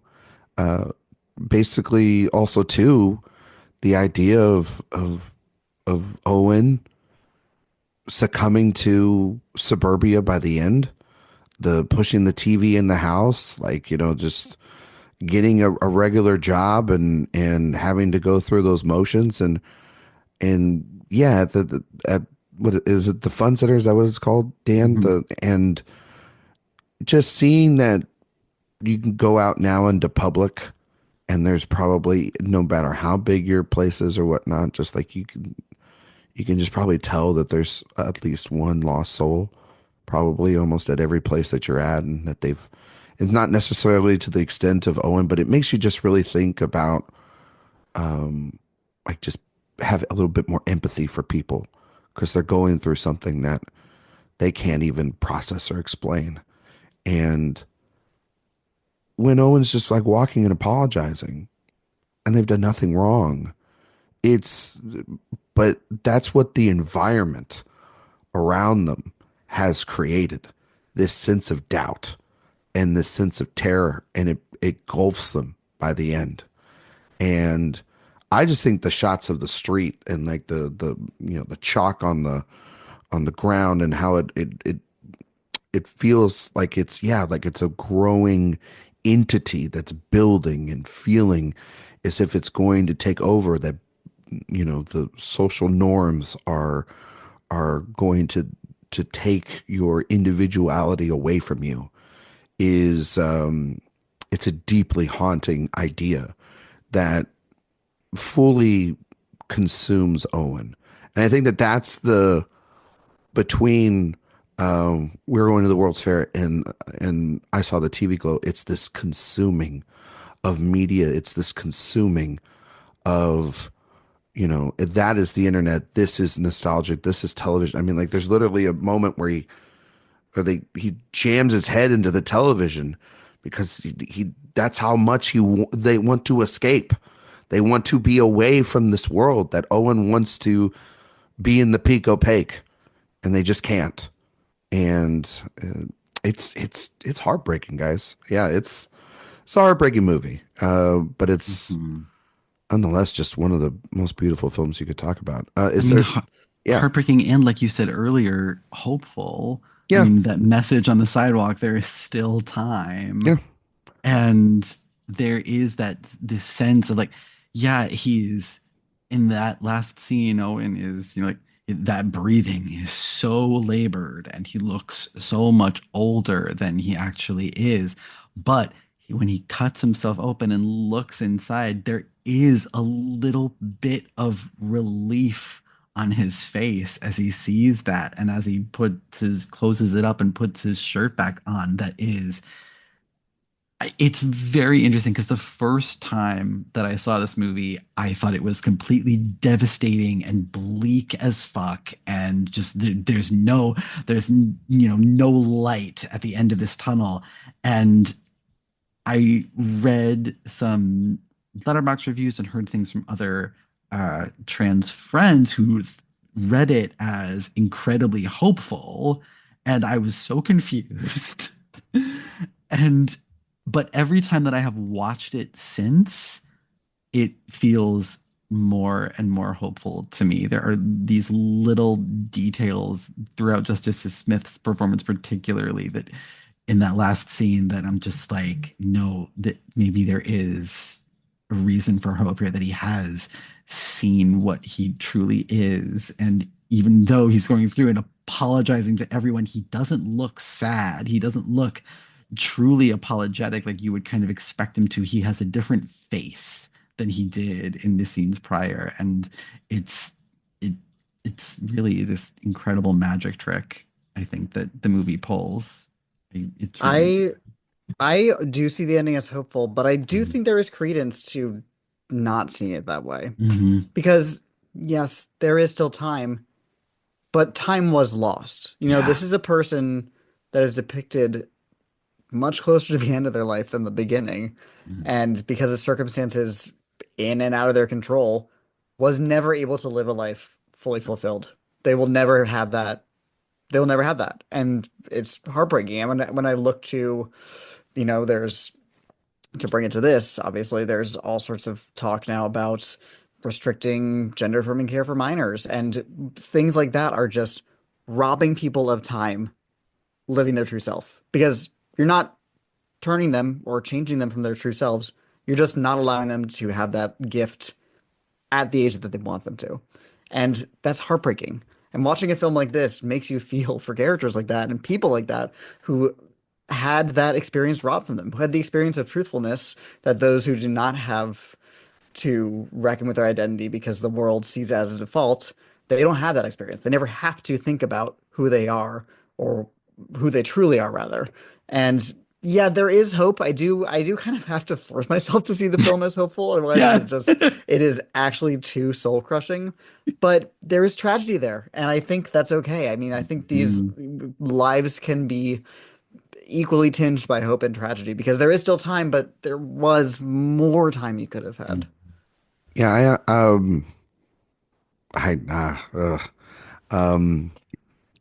I don't see it hopeful for Owen, but I see it hopeful for hopefully people like Owen.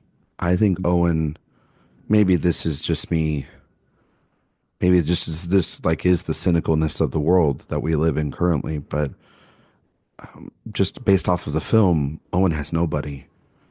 You know, you can't go on Well, I mean, he says he got Yes. himself a family and that he loves them more than anything, but Which we don't see, right? we don't don't see see. them. And you Yeah. look at his face, and I'm not even sure that he believes that. I don't So- think so. I think that those are coping mechanisms for the world in which he doesn't have. And I think that, you know, losing a formative best friend, losing your mother, losing these important figures of warmth and comfort around you to possibly make such a profound statement as to be who you are is very tough later if you don't have those things. And I do feel that by the end it has consumed him, the world around him, and it would take an enormous swing. But that doesn't mean that people like Owen from a younger age can't not go down that path. And that does go back to what, Cody, you're saying, where it feels very timely, you know, where rights are being stripped away left and right. We can't even talk about these things for young kids if they have these questions, you know, and let alone if they have it for someone that isn't a family member. You know, they can't speak about it because our country is shitty. It's a very shitty time. It really is. And it's not going to get any better the next 4 years. Hopefully we rise above that, and it does. But the things look bleak. But the only thing that we can do is hope. So that's where the hope lies, is hope that change and that people are better than the sums of their parts and rise in such a way where they can see a movie like this, or they can see other art and see people around them and see how lonely it is, how scared they are, and how that can be us. We may not necessarily just have to be in that situation. Isolation and loneliness and depression is also something that is massively high right now. And when I think about this movie, it's like I try to remain hopeful, but I also know that sometimes it's too late. And that's so sad. It is very sad to think about that. And it took me a couple days, and then I was just sitting at home and I was thinking about those final shots. And I wept because I was like, Jesus, how many Owens are out there? How many people are having to find a way to get up every day and be someone they're not, and don't have a way to be who they want to be? It's profoundly beautiful, and just soul crushing at the same time. And on top of that, like the Justice Smith's physical acting, especially in those older scenes, like you can feel the pain that it takes for him to even walk and move his body at all. It's gut wrenching. And then you think about the Maddie of it all and that incredible monologue and how difficult it is to you have to kill yourself in order to become the person that you are, and that's not easy. And on top of it not being easy, it's something that how can you ever be sure that that's the right thing until you've already done it, and at which point there may be no going back. And just like the acknowledgement that that is so difficult to do, let alone see as the right thing to do. And the concept that like you can feel that and you can feel like you need to, that this is the right thing to do, but still not quite be able to go through with it. It's one of the most gut-wrenching, like truly existentially horrific things I've ever seen in a movie. And this is something that I think people go through every day, and that makes it even worse. Yeah. It's one of the best movies of the year.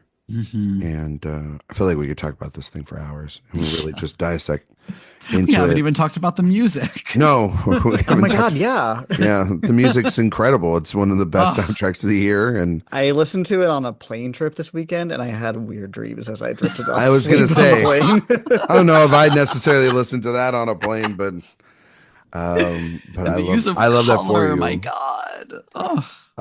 It's an incredible experience.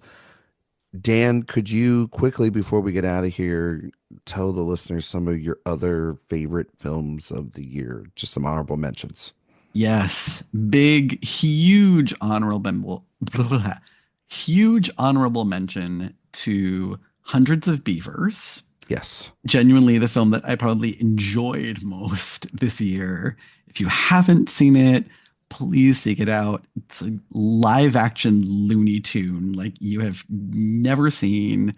The cleverest, most like mind-bogglingly, how did they do that movie of the year, and so freaking funny. The Substance, I'm obsessed. Every time I see it, I am obsessed anew. With everything in that movie. The Brutalist, absolutely brilliant. The definitive film of the Jewish American experience, probably, and beyond brilliant in ways that I can't even question. And Adrian Brody is just on a whole other level. His Three Daughters, a perfect screenplay, 3 perfect performances by those leads, the best ensemble of the year. And Nosferatu, the most aesthetically immaculate movie of the year that has cast a haunting spell over me.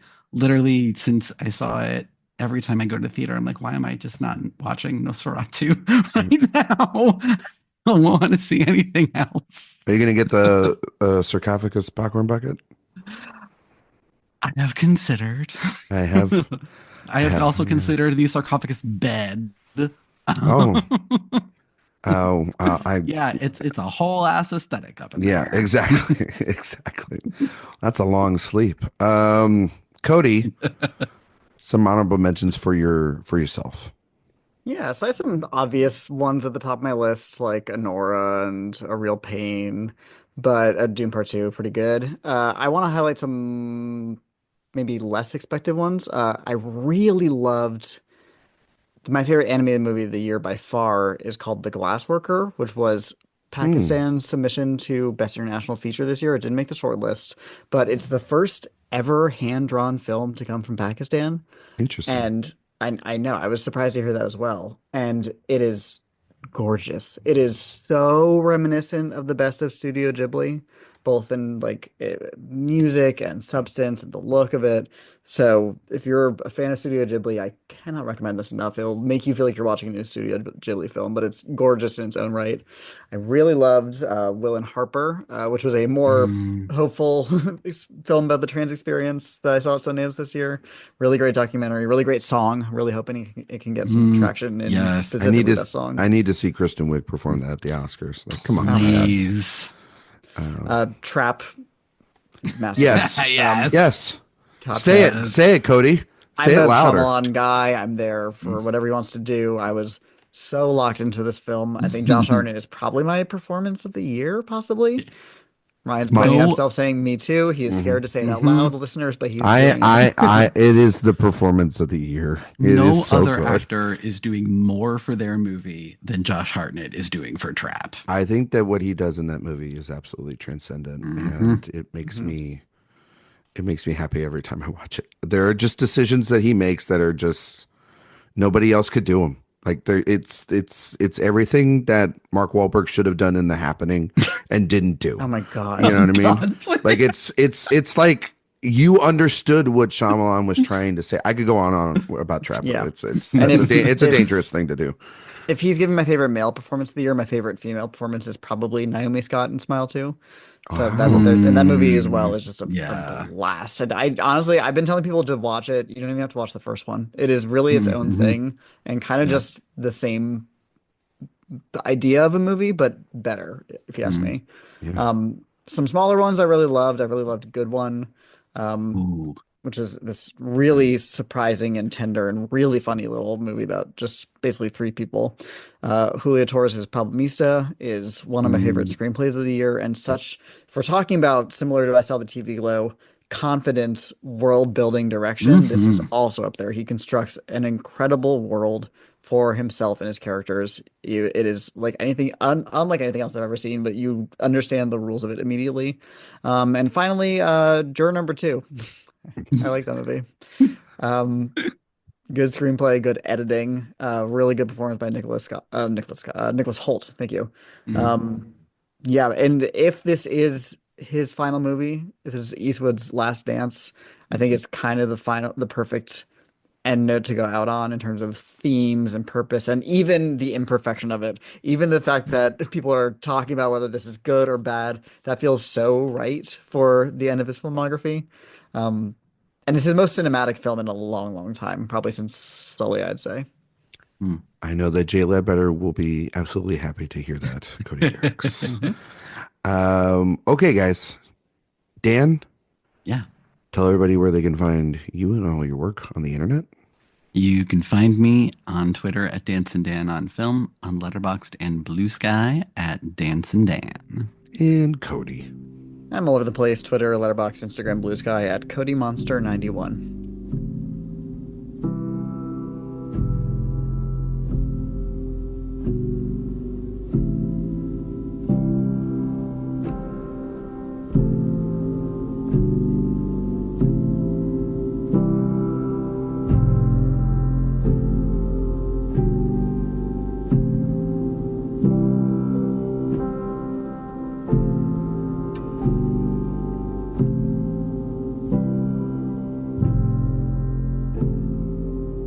Welcome back.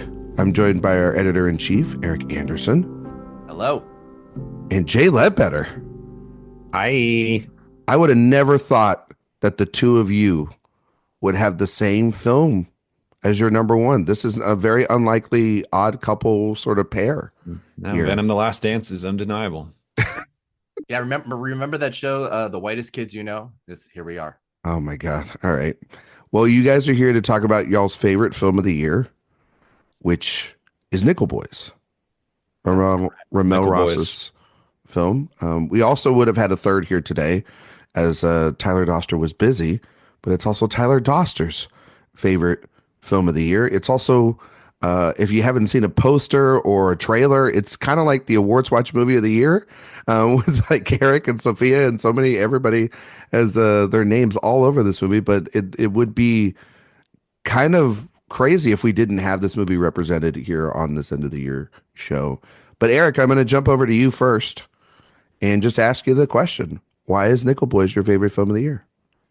Well, from when I saw it at Telluride, where it premiered, I was really excited because I loved RaMell Ross's Hale County this evening, but it had been 6 years since we had anything from him, and we didn't know what to expect. But with that film, everything about it was unexpected and boundary pushing, and gave us a very different perspective on what nonfiction filmmaking could be.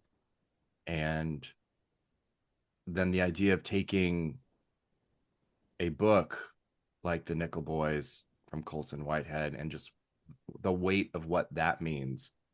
You know, we had just had the Underground Railroad limited series from Barry Jenkins, the only other adaptation of Whitehead's work, and also a very complicated piece of material to adapt, but done beautifully. So my expectations were high because I think Ross is an exceptional filmmaker, but I was not prepared for exactly how beautiful and stunning the first person POV was going to be. I was captured in the literal first seconds as Elwood is laying on his back and looking up at the orange trees. And it was just such a visual that was so easy to be wrapped up in. And then as it kept going and we realize, oh, this is how we're going to see this film, it just made me more excited, and it didn't let up, and neither did my thrill of how audacious every single moment was. Yeah, I was with you that night. It was a very late night.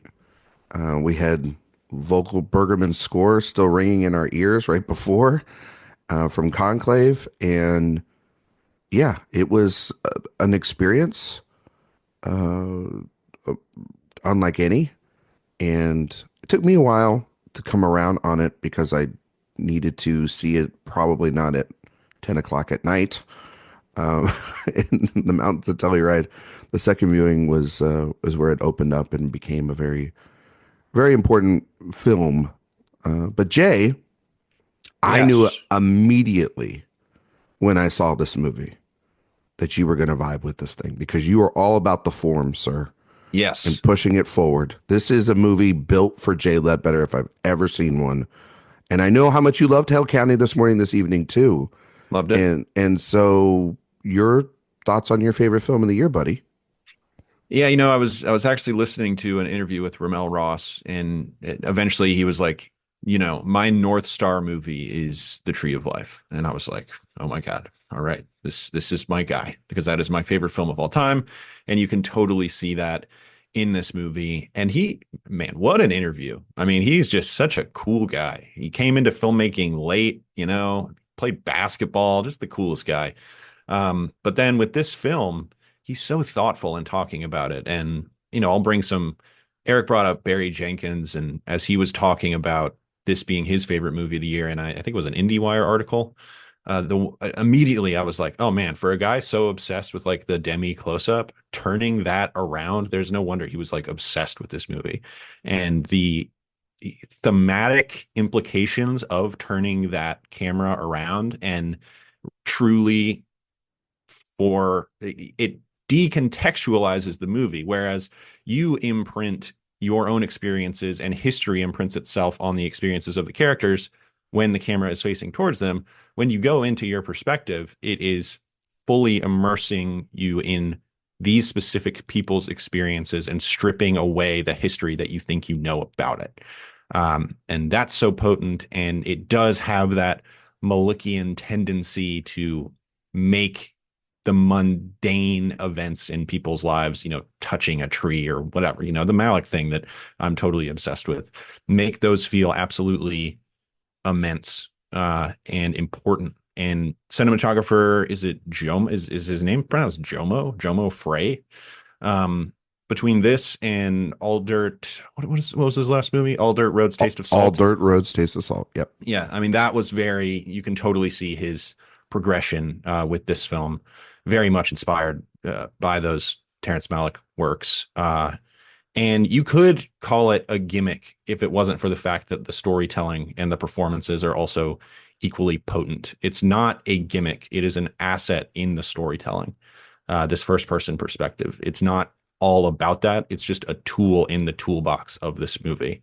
That is what makes it so wholly unique. And he gets some incredible shots out of that technique, just aesthetically.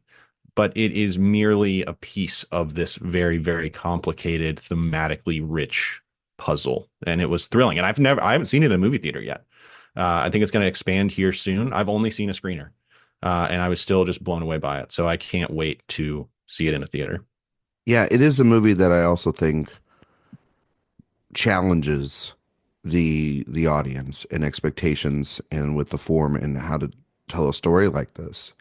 And for me, when I first saw it, it caught me off guard. I was discombobulated a little bit as to like, how am I supposed to take all this in? It's such a monumental achievement and such a crazy idea to do an acclaimed novel like this from Colson Whitehead and adapt it this way. But you're right, Jay. It's so necessary to do it. And you kind of, some audience members I do think are going to have to see this maybe, 2 or 3 times to really appreciate everything that's going on. There's so much visual imagery and history and perspective and multiple ways you can see those perspectives.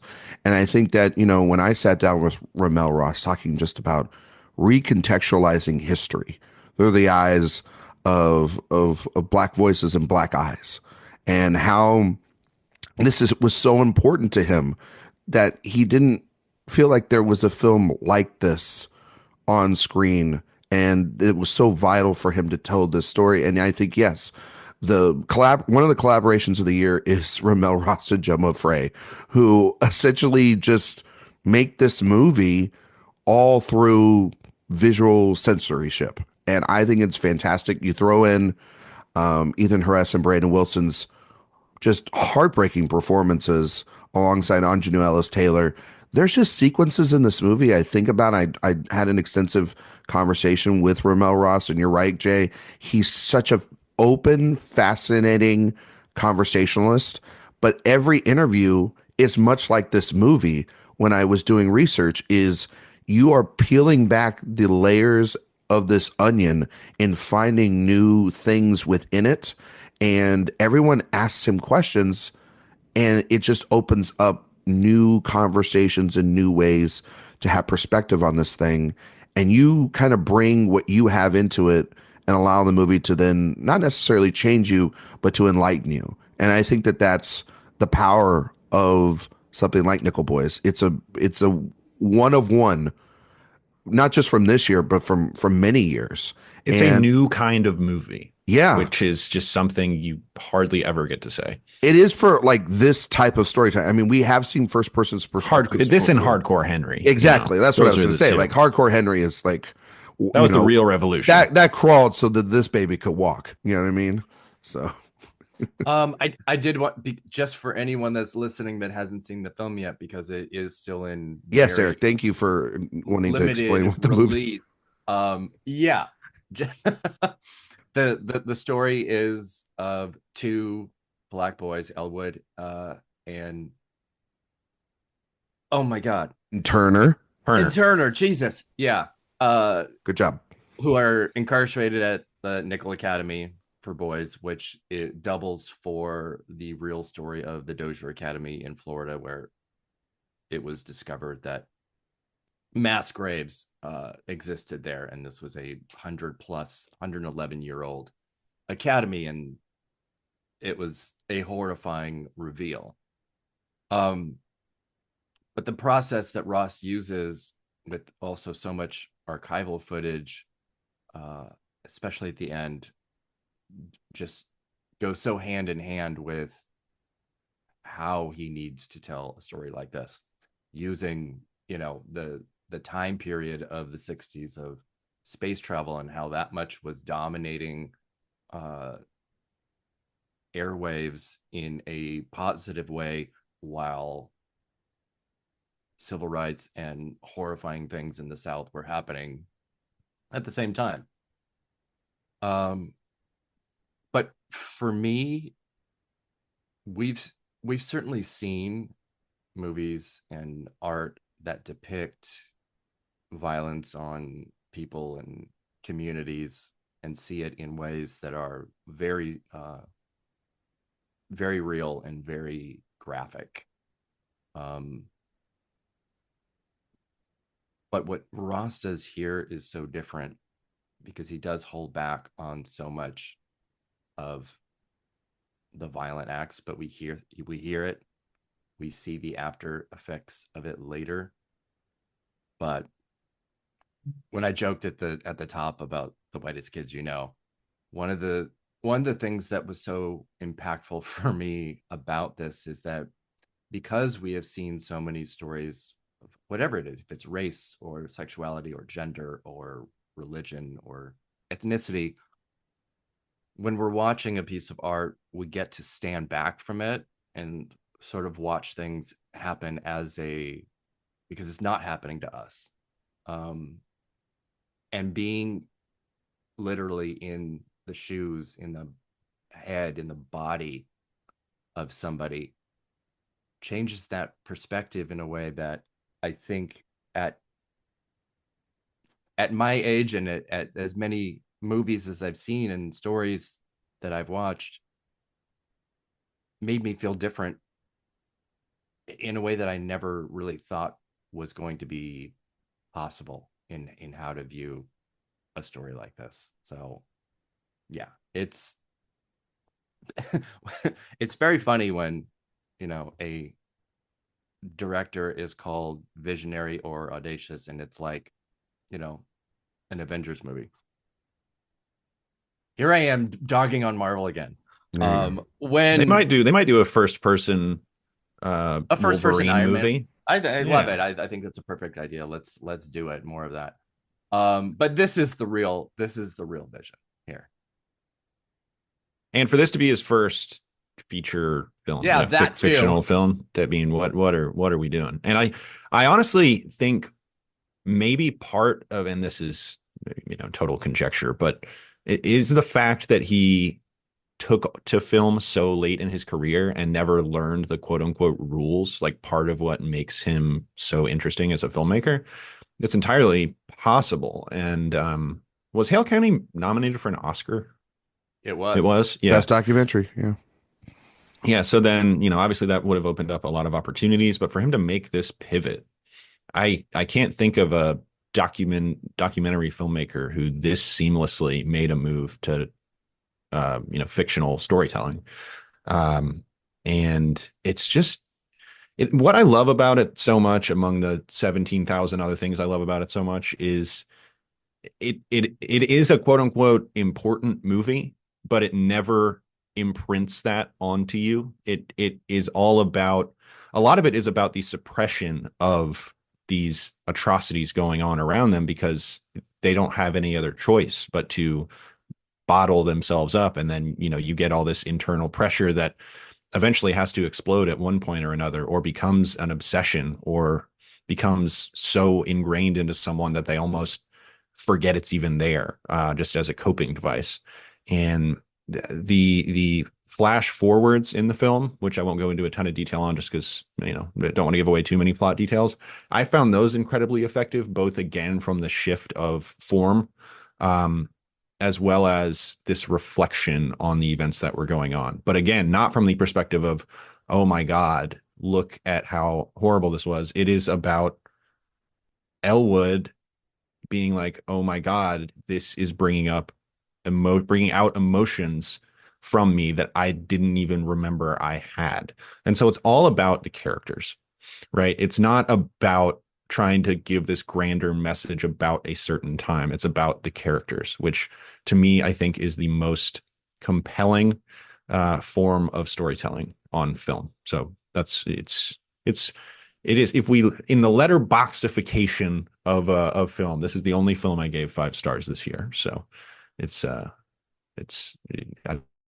but it might be a masterpiece. We'll see. Oh, all right. I believe it's a new American masterpiece, Jay. Yeah. Oh, I saw somebody say that. People are saying it. AwardsWatch on the poster on the Wikipedia page. Yeah, there you go. So we'll be there forever. Hopefully. Anybody changes it, we're changing it right back. But I agree with what you guys have said there, and I think that it goes further. Other films I think would want to examine the tragedies and want to put a like larger stamp on the Dozier Academy and a larger stamp on what happened. And instead, I think this focuses on, especially in those flash forward sequences, I don't want to get too much, but the idea of the responsibility of carrying someone's name or taking someone's name, or what does a name mean in these moments? What does a life mean? It's much more personal rather than being more just a blanketed historical, sappy biopic or about a tragedy. Not to be, ridiculing another film, but this isn't like trying to be like a 12 Years a Slave sort of situation where it's through one person's perspective, but a broader, conversation about slavery and what happened in the American South. This is a movie that is entirely about, okay, like you said, Jay, a lot of those boys had to accept it. And then they had to find a way to move on once they were able to get out of there. Mm-hmm. And is there lingering effects? We see that. Is there a responsibility? And through that responsibility of trying to uncover and discover and putting the documentation like this movie does, but like also the characters do, is there a responsibility to then uncover the truth? And then through that, there's not a lot of patting yourself on the back. You just pick yourself up and you move on, and hopefully you discover more and more and more about other places. And it becomes a mission that does not need thanks, because you don't want to be thanked for this in a lot of ways. You just want to be able to tell stories, to be able to talk about voices that are forgotten.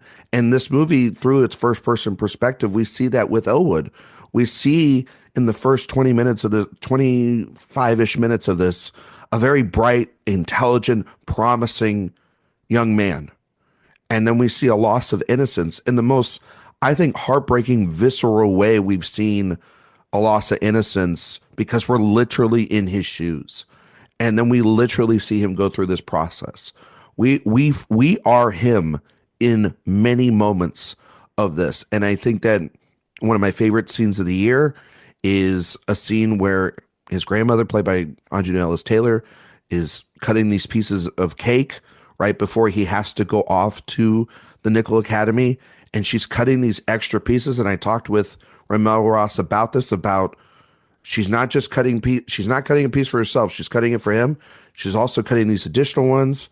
You have these multiple layers about the generational loss of innocence from the past, the people that they've lost. Then you have essentially lessons that had to be taught to this child before he's about to go off and face a very harsh survival at this academy. And then we see everything that happens to him there and the connection with Turner that he desperately needs at this place. I think it's again, Ross is a photographer. And so he's taking this all through the lens of photography, through sensory, through imagination, through memory, and does that in such a way that, yeah, I think that you're right, Jay. If he had done this at an earlier age, I don't know if it would have worked. I mean, it does take somebody, I think, that has to step back in order to move this project forward, this vision forward. Yeah, it's such instinctual filmmaking. It feels like it feels like pure, something that has been trapped inside of him forever, that he's just letting loose in ways that just feel innately. Yeah, and it's a perfect partner with Hale County too, which is an examination of this. It's a collage of moments that in this small Alabama town. Yeah. It's impressive too, because Ross's vision of what this was going to look like was already in place before bringing Jomo Frey on, which would seem like, would kind of put him in a box in terms of what he's able to do as a creative, because he already has these things defined for him. But he was able to do so much more. And when we're watching this, and we're watching every person talking directly to the camera, they're talking to Jomo Frey. They are getting their reactionary moments from him every time somebody hugs or physically touches somebody else, except for in the flash forwards. That is Frey. When I talked to him at a Q&A last week, he was talking about the scene where Ingenue Ellis Taylor goes to visit Elwood to give him some news about their lawyer, and they're sitting across each other from on this bench, and Frey was so moved by Ellis Taylor that he couldn't look at her in the face, and she grabs his hand and says, look at me. And that was a double moment, because she needed a scene partner, to help complete this circle. And then he became, through this process, an actor in this film too. Yeah. And a participant in a way that he was not expecting, and gave us what we got. There's a lot of how the hell did they do that moments. Yeah, constantly. That's what when I first watched it, I was like, wait, how did they capture these performances? And how did they capture speaking? And you listen to Ellis Taylor talk, she's like, I've never talked to the camera. Like, I don't want to do that. I'm here to act. And so, yeah, you're right, Eric. She needed that. And for these, for Harris and Wilson, who are absolutely incredible in this film, they all gave themselves over to Ross's vision. I mean, there's even the stories of like Ingenue Ellis Taylor being like, I saw Hill County and I hunted this man down when she heard that this story was going to happen. And yeah, but it's just about sitting there with Jomo Frey, as it also is from Ross. He's right there by the camera. He's very much someone that this is a very delicate film to piece together, and he was right there the entire way. And it is, I think, as much about the trust that these two boys have, and then behind the scenes, it's about the trust of the creator here. Dee Dee Gardner and Jeremy Kleiner, they all these producers that produced a movie like Moonlight, and I've worked with Barry Jenkins before. They were the ones to introduce this project to him. He had this vision.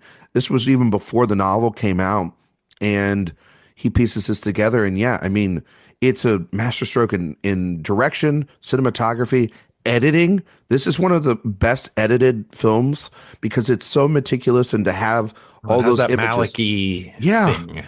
No, yeah. But then it's the best. Have this with the score and how everything feels purposeful, but there's like at the ending, there's like 100 images that feel like that are coming up and flying at you at every single second. And you're at the moon landing and Martin Luther King and all these different places in time, and how time feels so endless, but yet limited for these boys.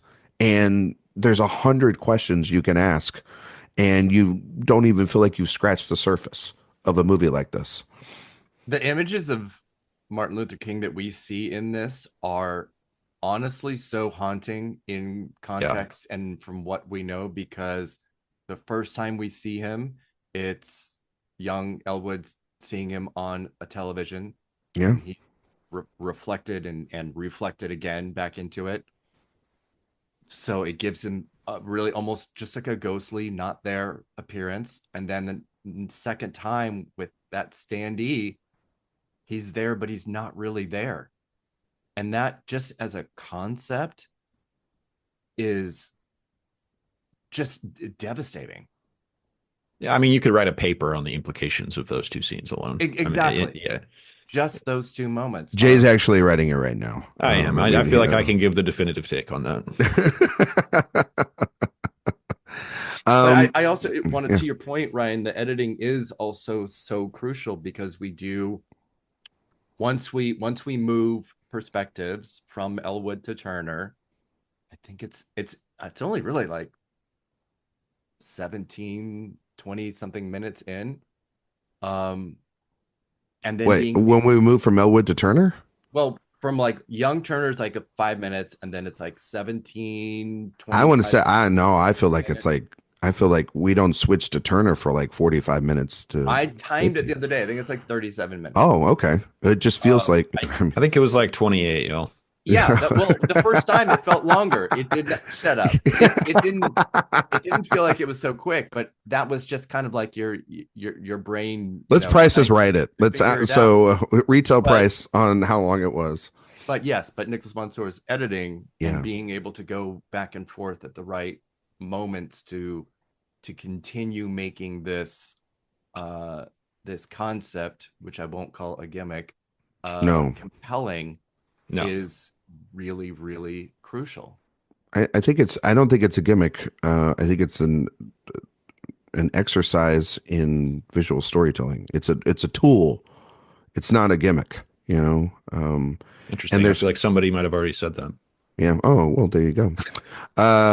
You know what? But I wanted to give the definitive take on that, Jay. I'm sorry about that. Oh, yeah, you're right. Yeah. Thank you very much. But no, and talking with him, the sheer mechanics of this, the way in which this all has to move at once. It's a fascinating piece of what's, again, going on the screen and off the screen. And I think about it a lot. It lingers too. That it has that, like you're mentioning, Jay, about Malick, it has this sort of lingering quality to it that if maybe it doesn't hit you on the first go, but you're kind of intrigued to go back to it because there's just so much to take in. It's such, again, a very rich film. Is there anything else you guys, I mean, obviously we could talk about this probably for 2 hours and wouldn't even scratch the surface, but is there something else you guys want to highlight before we wrap this one up? I just think it's indicative. RaMell Ross might turn into one of the definitive filmmakers of his generation at the rate he's going. And that's all I'll say. I think he is a voice as unique as anyone who is currently working in film right now.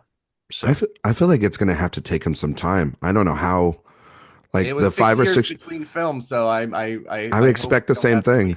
Long, but I expect that's what's going to happen. This was a fairly long post-production. Yeah. Or am I wrong? Yes. He Malicked it. Yeah. I mean, it's the filming took place in late 2022.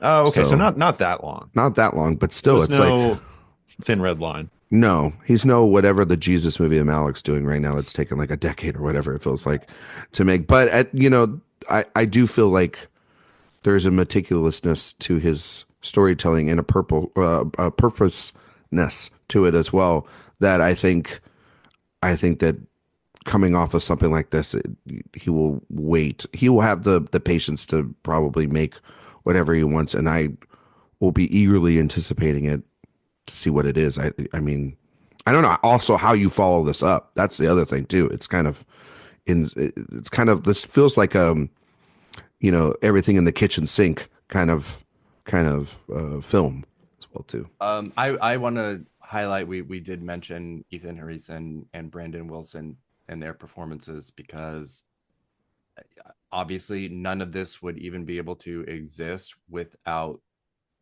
them. Yeah. I think Harris has such a doleful, kind face and represents some naivete and hope. And then Brandon Wilson's Turner is a little more cynical, a little more mischievous, Both Whitehead and Ross have said, these two boys represent the two sides of themselves too.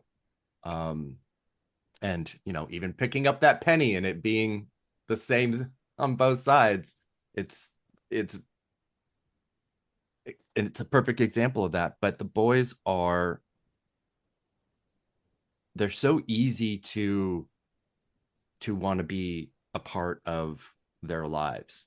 They're both incredibly sympathetic. Wilson staring at the camera, I would do anything for Turner if I was in that moment, because the way that he looks at Elwood is it has a seduction to it that isn't a sexual seduction, but just one where people have that in their personality where they can bring people in in a way that is, I don't know, just sort of transcends personality.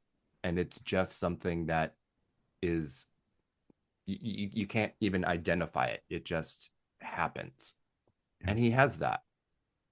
And I just think both of them are exceptional in this. And the moment of the year for me is when we finally see them together, because because of this perspective, we're only seeing one perspective at a time, and we never get to see them physically together. And that moment is an emotional rush. Yeah. It's the image that's in the poster. It's in the trailer. It's also one of the spoiler alert. Oh, sir. It's also one of the shots of the year. And it goes back to what Jay said, which is it's one of those moments where you go, how the hell did he get that? How did he get that? But it's so emotionally resonant to those characters and where they're at in that story and where they're about to be by the end of it. Nickel Boys, incredible film. Guys, before we get you out of here, I just wanted to ask you about some honorable mentions, some of your other favorite films of the year. Jay, I'll start with you. I know you're still doing a lot of catch up, buddy, but do you have some films that you want to highlight? Not that much catch up. Give me a little bit of credit. Good grief. All right. Okay. Well, you've seen everything then. Never mind. But Jay, what are some other favorite films of the year that are on your list?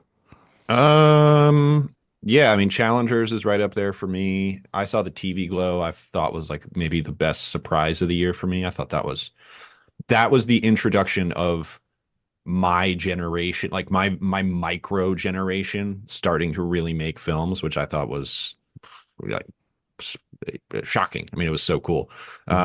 For sort of a underappreciated one, Red Rooms, this very dark Canadian film, a little Fincher-esque. That one will stick with you, I'll tell you that much. Then I'll throw out a couple more lesser talked about ones. Rebel Ridge, the Netflix movie, I thought was really, really good. The First Omen, I think deserves to be taken more seriously as a piece of art. I think Arkasha Stevenson is a real talent. And yeah, that's good. Juror number 2, shout out Clint. Oh no! I knew you were going to shout so well. I knew you were going to shout out Clint. Eric, God. Same drill. Oh, I'll give you another really underappreciated one, and this didn't even hit theaters, which is a Hulu movie. Another one of my like young watch out for this person, Lance Oppenheim, Sperm World. It's an amazing documentary. Yes. So. Yeah, I was able to catch up with that, Jay. It was really good. It's crazy. I have not seen, but I've heard it's crazy. Yeah. It's wild. Eric, some honorable mentions for you. I also have Challengers, and I saw the TV Glow very high.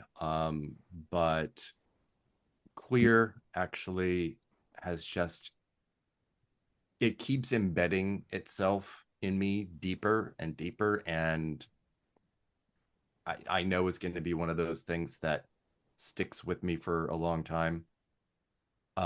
Janet Planet, I think, is incredible. I want Zoe Ziegler to do like a million things. I loved her. Flo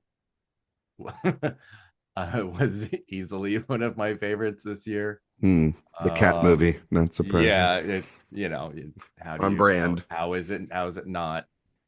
Hard Truths. Yeah, it's a good year. It's a really good year. I could keep going. Yeah. No, as I was there for most of those films to watch them with you, and I can't wait to watch more films and talk. Brutalist too. And the Brutalist. Oh, okay. Jay, can you tell everybody where they can find you and all your work, sir? Sure. Letterboxd, Jay Ledbetter, Twitter at Mr. J Ledbetter, writing at AwardsWatch when I do that. Thanks, Rye Guy. No problem, buddy. Thank you. Eric, same drill. Letterboxd and Instagram, and Blue Sky is at AwardsWatch, and Twitter at awards_watch, and then awardswatch.com for literally everything else.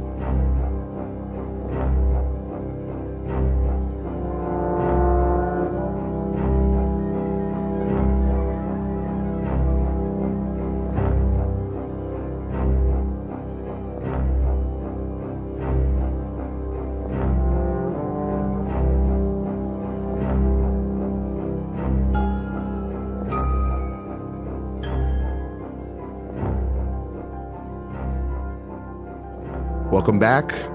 I am joined by our associate editor, Sophia Ciminello. Welcome to America. We are here to talk finally about my favorite film of the year, which also happens to be Sophia's favorite film of the year. Sophia, do you want to tell the people out there what our favorite film of the year is? If you couldn't tell by my little intro, it is The Brutalist from Brady Corbet. Yes. Very happy to talk about this one today. And then we have the same favorite. Yeah. Well, we usually have similar taste. I think we weren't far off from each other last year. May December was your number one last year. And that was my number 3 of the year. And Oppie was around your top 10, I believe. Yeah, for sure in my top 10. Yeah. And then we technically 2 years ago did have the same number 1 film, which was Tar. I was like, my time is... What is time right now? It's like 2 years ago. Yes, Tar. And then we both had your favorite film of 21 was The Power of the Dog, and mine was, and that was in the top 5 for me. So we usually have a film that we gravitate towards on a similar path, and I feel like the themes of those films resonate in a movie like The Brutalist. Very much so, and the sensibilities of a type of film that we love so much. But I'm gonna before we start talking about any of the bigger, broader themes or why specifically we love this, just overall, why is The Brutalist, Sophia, your favorite film of the year? It's a big question. I think going into it's why we ask it. Year, I know I was really skeptical about what we had coming out and scared, honestly, for this movie year because I thought it would be really weak. And looking at my list, I love quite a few movies that I saw this year, but The Brutalist was just one that I had my eye on once it was, people were talking about it potentially going to festivals. And then, of course, it was going to Venice. You read the little log line for it, and it's, okay, Adrian Brody is playing a fictional Hungarian architect who comes to America after the war. That is right up my alley. Like you were saying, these sorts of large scale epics that are about, heady themes, but that also have this dark sense of humor to them. That's totally my bag. And when I saw it for the first time, I think, it was on my radar and I thought this really could be something. But there was a big thing in the back of my mind, and that was Brady Corbet, whose name I pronounced as Brady Corbet at the time.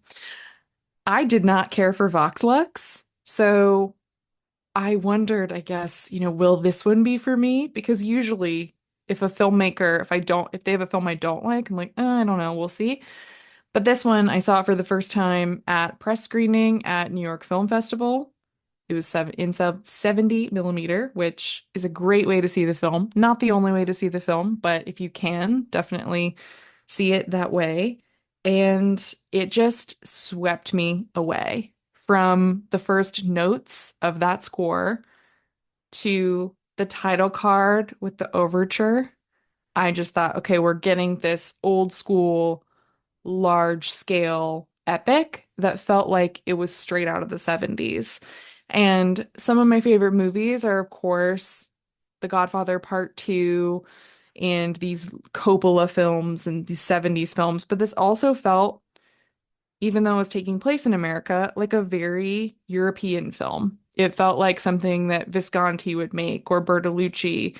And it had that kind of evil, weird, needling thing underneath it that made it so much more than just a straightforward story.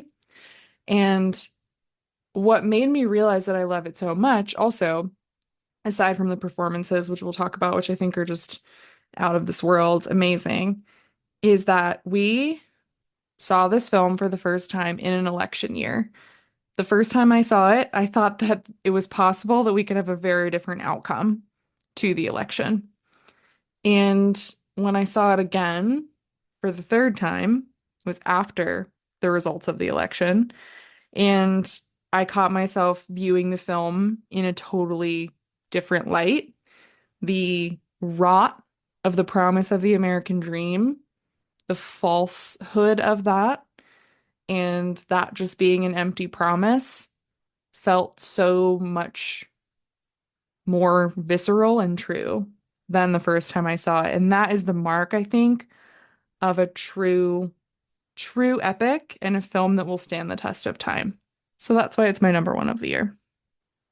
We can end the show now. Sophia kind of just surmised everything as to why this is the best movie of the year.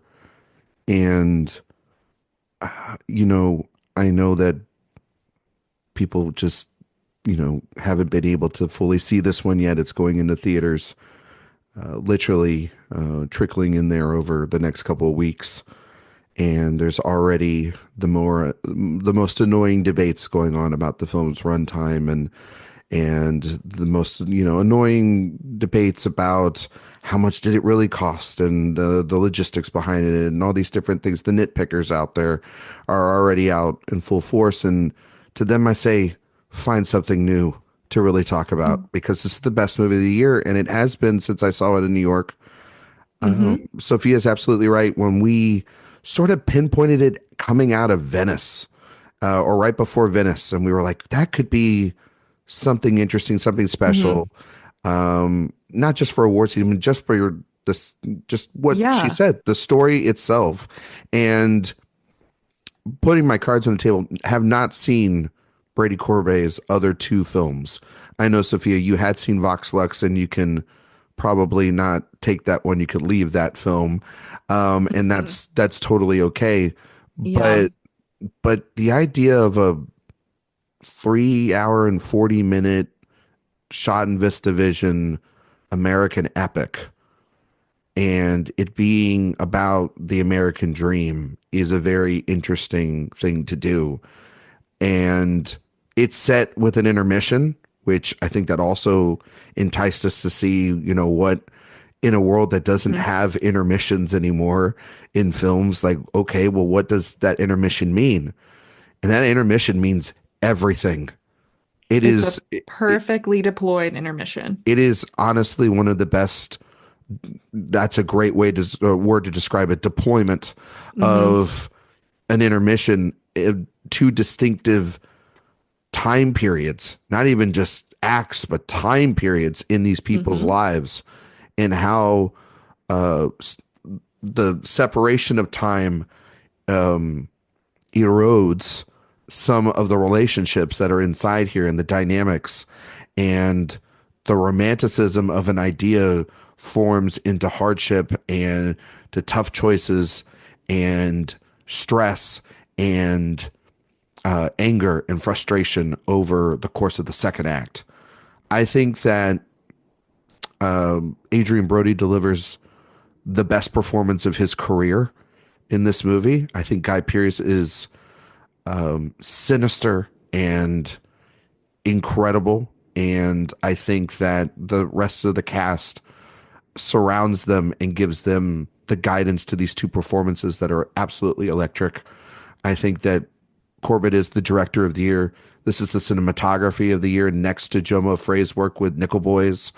This is the score of the year. This is the editing of the year. This is the production design of the year. This is everything you want in a movie. And it is from an American filmmaker, and you would think it would be an American production, but it was shot mostly in Europe because of the number of times this thing has fallen apart.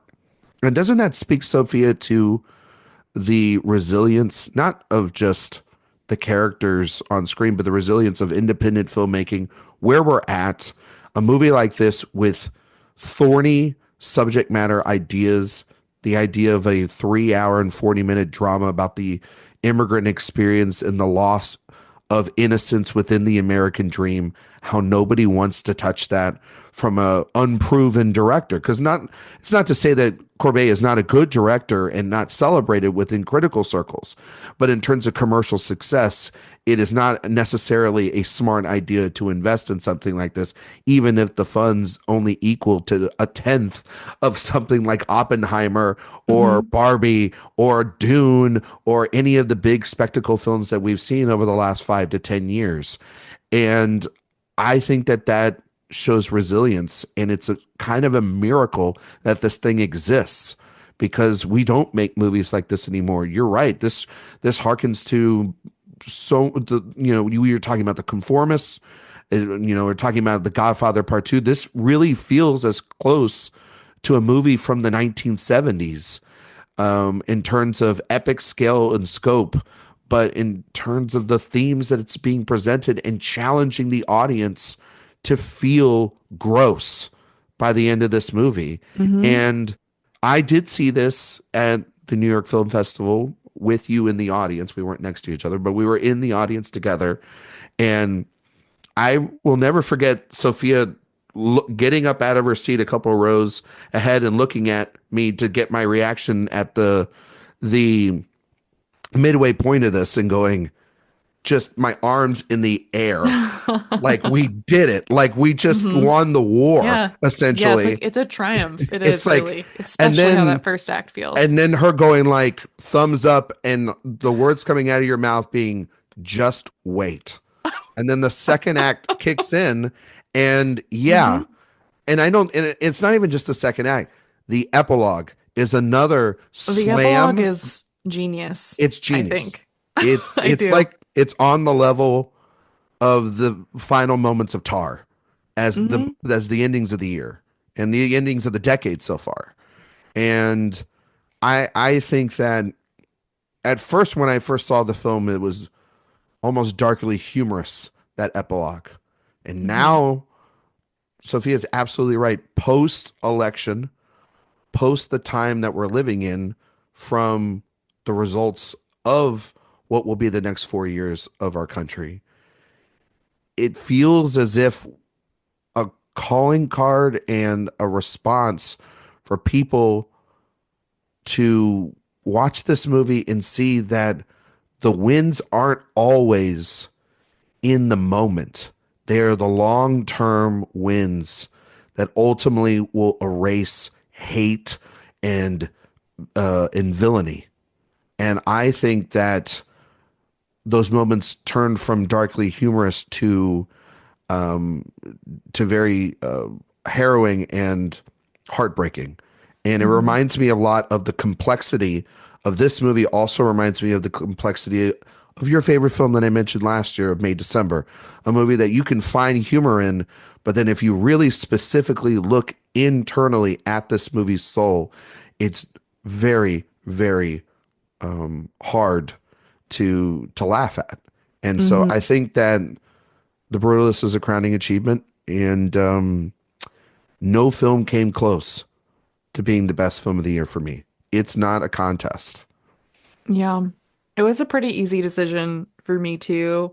I would say Nickel Boys and Challengers are right behind it, but this was one that it was a really easy decision for me when you ask the question. And I think, what you were talking about with how does a film like this get made and this long journey to get this to be made? I was thinking a lot about that when I was watching it. And when I was thinking about the conversation that I had with Adrian Brody and then just his work in the movie too, and I wrote this in the write-up for that interview, but I was thinking a lot about the moment in the movie where Laszlo is at the party with Van Buren and he's talking about his work and he says, a whole river of such frivolities may flow on down, but my buildings were devised to endure such erosion. And you think about that, and obviously brutalist architecture is different from filmmaking, from independent films, but art is similar, right? Art is an experience, or making art can be a torturous, long experience that you put your entire heart and soul into. And the second it's done, it belongs to someone else. It's not yours anymore. And suddenly, people don't like it. It's open to interpretation. And if it's art worth celebrating, people are going to dislike it. That's the thing. That's, I think, the beauty of really great art is that, I mean, we use, I think, in the awards conversation or that space, we use the term divisive as this negative word because it means you won't do well in a preferential ballot or anything like that. But if we're talking about just art in general, when it's complicated, when it's difficult, when there are choices made that are big swings and that are different from things people have seen before or that are taking risks, we're supposed to have those conversations and those types of disagreements. And people who are used to taking in films, watching films of a certain type or in a certain way, they're going to look at this movie, be intimidated by the runtime, or they're going to get to the second act and say, this is not for me. I don't like what's going on.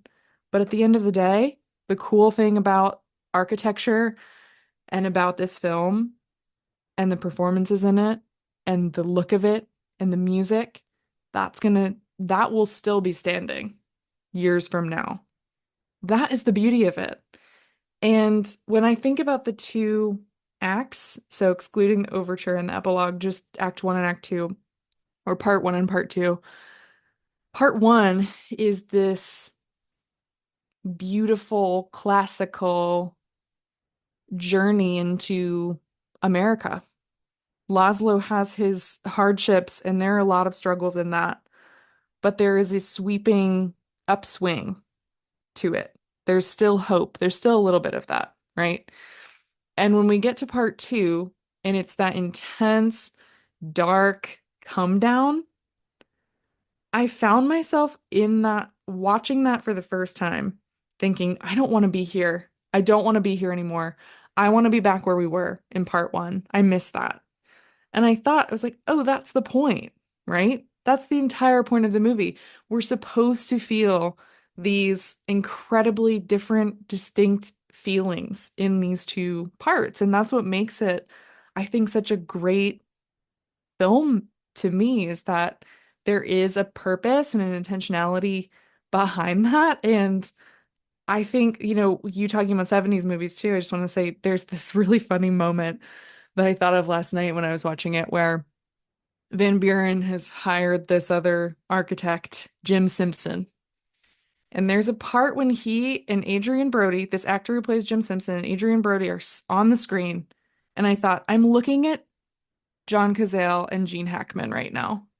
This does not, there is something that just doesn't feel like it's from our time at all. And that's always thrilling to me. These people have faces.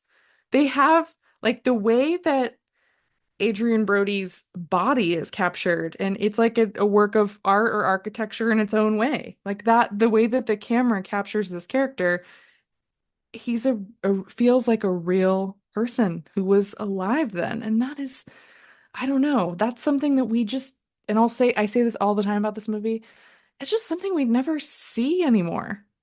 So I can't take it for granted.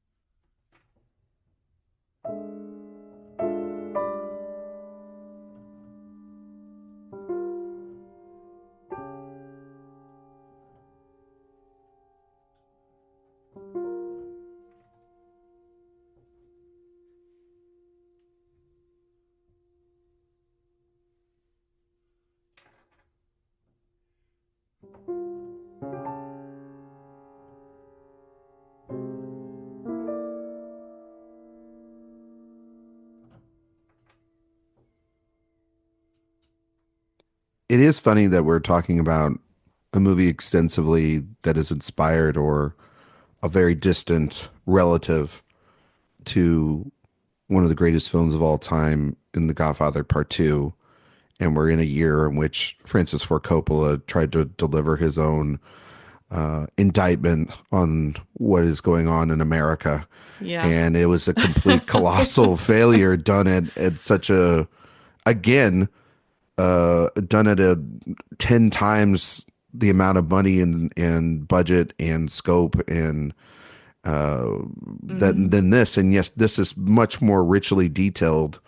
And this also, it doesn't have to be just films from the 70s. I mean, this is very, some people have marked about that it is, it's a discount version of these films that I'm about to mention, but I actually think that it's just I don't think that it's discount version at all. I just think it's Corbet's version or vision of something like The Master or There Will Be Blood, and continuing those the themes. PTA thing. We Yes, can talk about that too. But I do think though that I don't want to get too much into, having to combat those, but I think that the reason why these are just universal things that are going to be talked about in our time.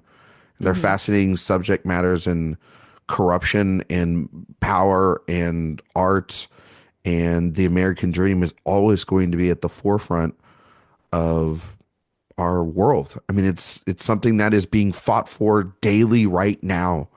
I mean, there's a scene I was talking to Sophia about, because I watched just a little bit of this film to get back into the mindset of it, and just a little bit of this movie gets you back into, once you see it one time, it's a unique, just propulsive experience.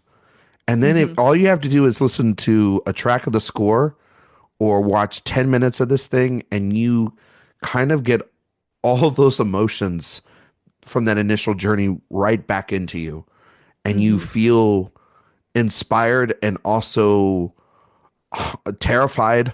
And also your signals get up. You want to warn people a little bit too at the same time about what's going on still in our country. I mean, there's a scene in this film that is entirely, about people in bread lines, and it shows Laszlo's compassion to a friend of his that has a child, and the guy lost his wife because of a medical condition. How many people are losing, are losing battles daily nowadays, Sophia, with the medical establishment, or the fact that our healthcare system is completely even more destroyed than it was way back when and hasn't been fixed, or the immigration policies in this country are tired. I mean, that is literally what the war was in our election, was about the immigration experience and what we should do with it. And the response from that is very much what Van Buren would want himself. And that really opens up to the first act of this movie is about the hope and the inspiration and the exploration that we can have in America. And the second act is about how none of that exists and that it's an illusion. And that really, he mentions that his buildings are able to withstand erosion, right? Willing to stand tall for decades to come. But his soul isn't. By the end of this, his soul is washed away and torn apart and picked apart by the powerful, by the elite, and discarded like a toothpick. And it's pretty remarkable how this movie goes back and forth from being hopeful to then absolutely just cynical in a matter of just from a matter of her getting, like, literally, it's the second act begins, it gets on a train, you think, oh, the good times are continuing. That's the most beautiful piece of music. It's the most it's like sweeped up and everything, but the moment she gets off the train, this romance is she's in a wheelchair. You know what I mean? Like, am I ugly? Do you hate me? And like, it's already, and Why it are you started angry? from there, and then it's the most awkward lunch, most disgusting lunch you ever can see, and that's just the time, right? Because Van Buren has able to, at that point, taken Laszlo under his wing, and he is a collective item at this point. Yeah, and it's all about possession in the second act of that as well. Well, I love there are two scenes that just describe, I think, the change in attitude slightly. It's, in the first part when Laszlo is at dinner and he says, he brings up that there are concerns from people about people like him being there, people like him being in this country, immigrants, right? And that connects perfectly. But it's brought up at this dinner in a delicate way from him. He's direct about it, but he says it at a dinner table. And then later, when we hear the same sentiment from him in part 2, he is screaming in the car, saying they do not want us here. So it has, in the years that have passed, it's something that he knew back then, but now he knows it to a degree that is far beyond what he could have imagined when he first went to the Van Buren estate. And it's that idea too of, with the Van Buren character, I mean, and Guy Pearce, he is just like, read every single interview with him. Read our own on the site by Sophia. He is a chatty Cathy, and we'll get into every little detail that you want with him. But that was a thing that he talked a lot about, was this idea of, oh, if I can't be that, I need to have it. I need to make it mine. I need to kill it. I need to, whatever it is, contain it. Just think of every way you could take someone else's power and try to make it your own. And that is his whole MO. But I love how he does these little condescending digs at Laszlo in a way that so many people in this country do now. Like the things he's saying to him, like, what's an accomplished architect like you doing? Shoveling coal. You know why he's doing that. When he says to his wife, you speak very good English, maybe you can teach your husband how to speak like he doesn't shine shoes for a living. It's and then it's in the trailer too, the coin and in throwing money that would be valuable at the beginning of this movie to Laszlo, like it's nothing.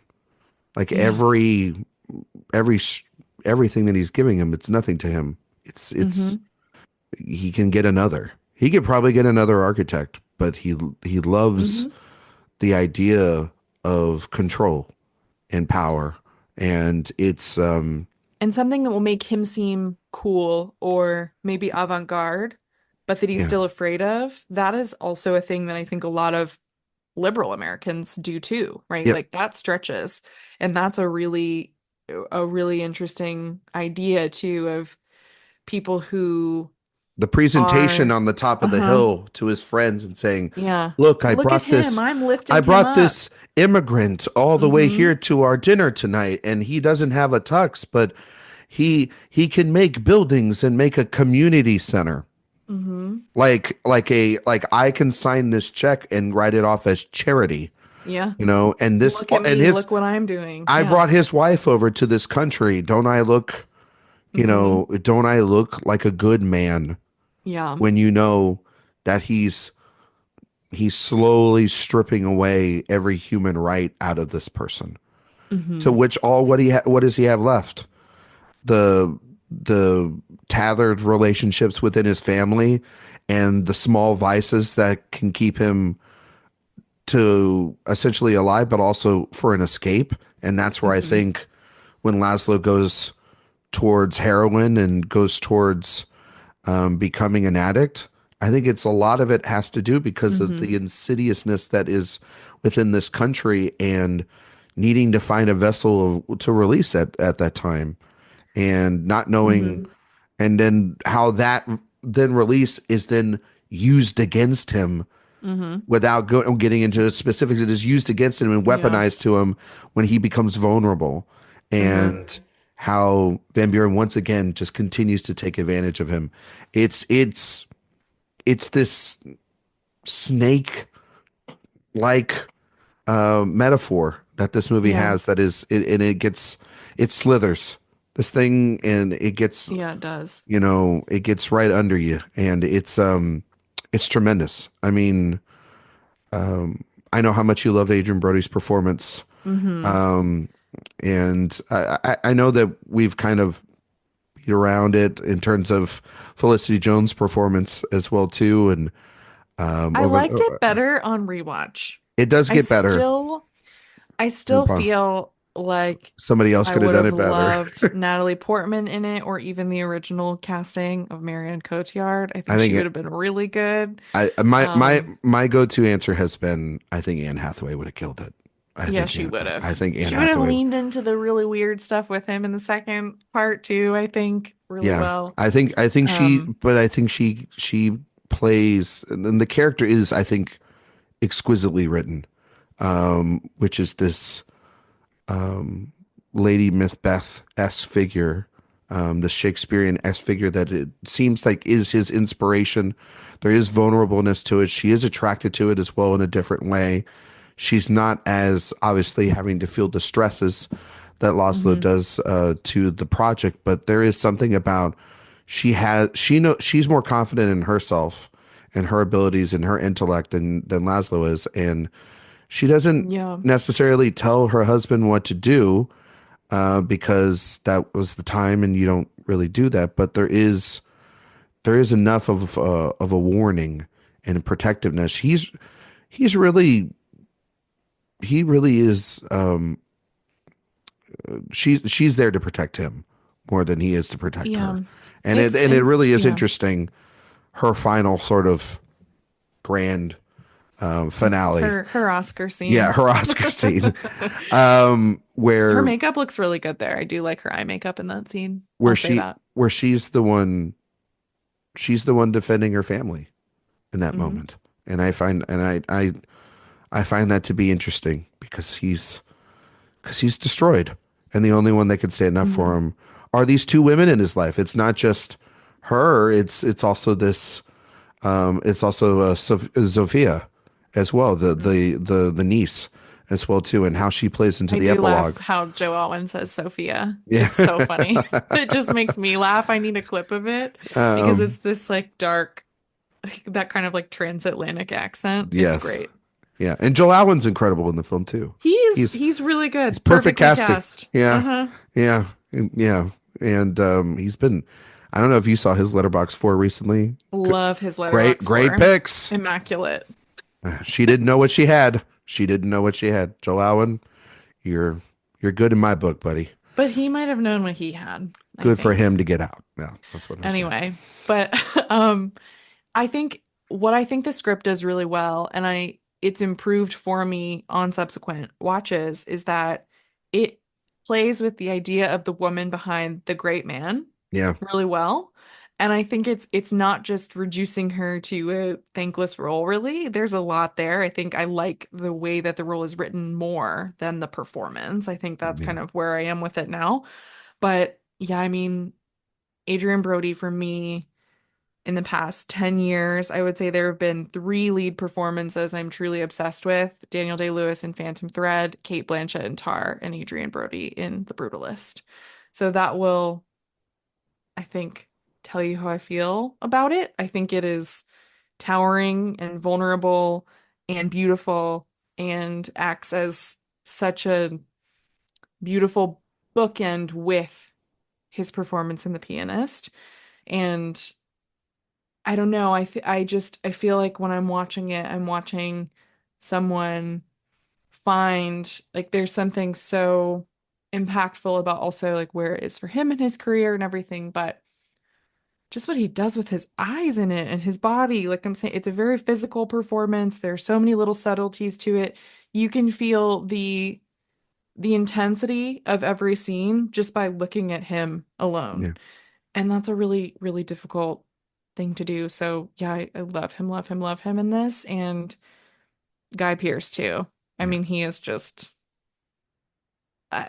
it's so easy to make the PTA movie comparisons, but I wrote this in my review that he feels like this evil child of Lancaster Dodd and Daniel Plainview. Yeah. No, he does. The way he talks and tells stories too, I think that's the best part of Pierce. There are 2 things with Pierce's performance that I really love: the way that he tells stories specifically about wealth and himself, and my favorite set piece in the movie, which is with the Carrara marble, which I don't want to spoil why they're there and what happens there, but there's a moment when he puts his face on the marble and looks into the camera that is haunting. I can't even talk about it. It's incredible work by Pearce, an actor that I've loved for decades, and I'm so glad that someone was able to give him the work and a spotlight to shine. Would have been interesting also to see the original casting was Mark Rylance. Would have been interesting to see how that character would have been as well. But I think there's something about Pearce and Brody being closer to similar age rather than it being an elder statesman in that. And I think that that's a far more interesting choice. And I think that for Adrien Brody, I mean, it's one of the performances of the year. It's not my favorite male performance of the year. That would be a certain man that was trapped inside a concert. Oh my God. Yeah. I have another favorite Josh, Josh O'Connor, but I did vote for Hartnett in my critics group. He sadly didn't make it, but I did vote for him. But I do think that Brody ranks up there in terms of the things that I loved so much last year about Cillian Murphy's performance in Oppenheimer, or in Cate Blanchett's performance, like you mentioned, in Tar, or even, I will say, Cumberbatch's performance in The Power of the Dog. I think all those. I love that one too. I think all those performances wrapped inside these very confidently directed vehicles for these that hinge upon this very transformative, physical, emptying of the tank performance. And that's what Adrien Brody has to do here. It's very much, and I love it. And I think it's actually like this really kind of great companion piece to what Murphy did. And honestly, at times a continuation of the anxiety, the way in which Laszlo personally punishes himself at times as well too, through over the course of this, while also showcasing his manic mad genius that is at the core of what makes him this revolutionary, creative person that we see at the forefront of this monumental achievement that he has to build in this small Pennsylvania town. And so I think that, I think Brody's, like I said, I think it is the best work of his career, a career that it has, as to his own admission, peaks and valleys, and has not, I think, since really his Oscar-winning performance in The Pianist, been able to get something on the meat of a performance like this. And I know he's been in tons of plays. I know he's been a part of the West. Just one play. Yeah. Oh, This okay. is big. Oh, This was is that his like- first this one? was I the thought he big did deal because it was his first He felt like he would be on the stage debut. for forever. He looks like it. I but mean, it just suits him. But also, he's been part of the Wes Anderson ensemble gang that travels around Europe and makes movies nowadays, and doing a lot on television and everything. Love his layers in Succession. Love his layers in Succession. Love his hair as Pat Riley in Winning Time. Like, he has had this just fascinating journey to land here to a career-defining performance, and it is very personal. It's such a personal performance for him. The Pianist is very much for his father's side, as he's mentioned, and he mentioned, I think, this with you, and then with The Brutalist, this is very much an ode to Hungarian immigrants. That's what his mother was, and we got to hear him talk about that at New York, as well as also in your interview. It's a very special piece, and you can see that he was able, with Brady Corbet, to kind of mold Laszlo into something that feels more probably to his family history than it would have been if it was in the hands of the other actors that were considered for this. It's a monumental achievement. It's kind of crazy also too, as we start getting towards the end of this conversation, to think about Brady Corbet making a movie like this third feature in. I know that Vox Lux was a very controversial film. I know his first film also was that, what was that movie called? Childhood of a Leader, which Childhood I like of a more Leader. actually than Vox Lux. Yeah, and I know, but this feels, even though the scale, like the resources are still probably around the same, in terms of storytelling, it feels like it is such a monumental step up. And it feels, honestly, Sophia, it feels like a movie from a director that's almost like RaMell Ross a little bit. And I talked about this in the past segment where he's throwing everything in the kitchen sink at this idea, and he's been building to this. And if this is the last thing I ever make, I'm going to go out swinging. On my ambition. It does feel like a final. It feels like his Megalopolis. Like it's. No, it feels like, you know? it feels like his Apocalypse Now, almost, in a way, where it's like the studios aren't going to make movies like this anymore, so I need to put everything in here. It's like it's almost like freaking Sorcerer. The sort of like a movie I love. I gotta just throw it all out there, and I can't miss. I can't miss an opportunity to throw this in here, or this shot, or this moment, because you mentioned it. Like the marble scene is incredible stuff. There's a book montages. The montages. There is a sequence. It is, for me, the most beautiful shot I've seen this year, and it is involving an aerial shot of a train. And I thought, okay, that must have cost like $1 billion to make. Like, there's no way. You watch it and you're like, this is $100 million movie at least. Exactly. like they really did that, right? Like Christopher Nolan would have exploded everything in that area, and like we would have heard about it extensively for 8 months. No, it was all done practically, but it was all done, very stripped down. And that's the thing too, is like the production design of this movie is kind of incredible. It reminds me almost a little bit at times of like like Joel Cohen's The Tragedy of Macbeth, where you're having to fill space, but you're doing it at such a small degree with these limited resources. And and in this case, he has to do that. So bookshelves and glass and walls and camera angles and all these different things, the VistaVision requires then for it to feel bigger than probably it usually would if it was shot regularly on just 16 or 35 millimeter lenses, and so in film. And so I just feel like the ideas are big, but the way he shoots it with the limited resources feel even bigger than that, and so it makes up for any of that. And then you start playing the mental gymnastics of what Jay described with Nickel Boys, which is the same thing you can do in The Brutalist, which is, well, how did he do that? How did he get away with that?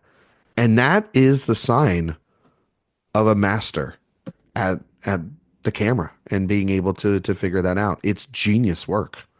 When I'm a sucker for visual parallels, and I love how many there are in this movie, and I kept catching them on rewatch. And there is a beautiful one to look out for when you're watching, when we first see those shelves in the library, how they open, and then we see the concrete slabs, how on the structure, how they open, Well, how they close. and how they close. And it is they're just these things. It's designed so well, so thoughtfully executed, I think. And I just love when I am I'm experiencing a piece of art that I know is made by someone who just has so many ideas and has clearly, I don't know, just they know what they want to do. You're in their hands. Yeah, exactly. They have hand full yourself control over to you. that. Yeah, exactly. Yeah, I love that. It's incredible work. It's I mean, that score, every track. I listen to it. It's going to be my number one Spotify Wrapped next year pretty easily. I listen to it regularly. It's become my work and writing music. It's it obsessed doesn't even begin. I need this on vinyl. I don't want it. I need why are we like it. this every year?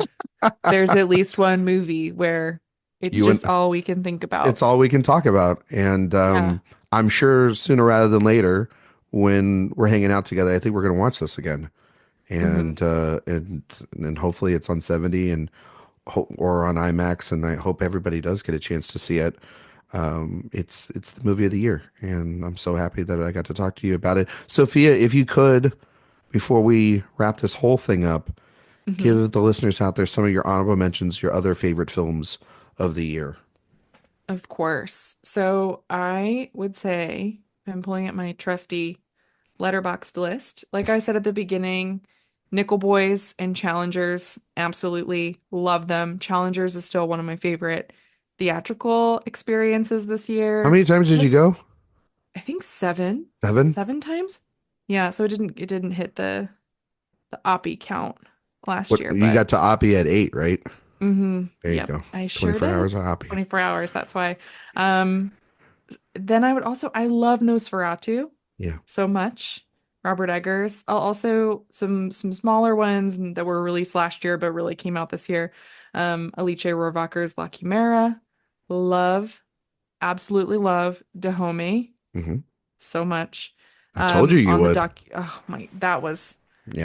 That is just it's a thrilling documentary, and I don't really understand how that happened, like how this concept even came to life. I just probably the biggest surprise of the year for me. Yeah. Yep. Also, I'll say Janet Planet, No Other Land. Yeah, there's so many good movies. I saw The TV Glow, Anora, Red Rooms I really liked, Queer, Baby Girl, The Room Next Door. See, there's so many that I really, really love. Yeah. But The Brutalist was in a class of its own for me. For sure. I'm going to run down my top 10 real quick. So it was The Brutalist, then Dahomey, The Room Next Door, Queer, Nosferatu, Challengers, Trap. Love Trap. Love Trap. We love Trap. We love Trap. Was so much fun watching Trap with you earlier this year. It was incredible. That was fun. Anora, Nickel Boys, and I Saw the TV Glow. It was my number 10. Okay. I would throw. I think we overlap a lot. Totally. Yeah. I would throw in a couple of films you didn't mention. I would throw in Furiosa, a Mad Max saga. I would throw in Hundreds of Beavers. Still need to see that. Another, I will say this, Hundreds of Beavers and The Brutalist. Kind of movies that have, I don't know how they got made. On these, I mean, if you think The Brutalist I had a bad joke, I'm not going to say. If you think, oh my God, I don't want to know.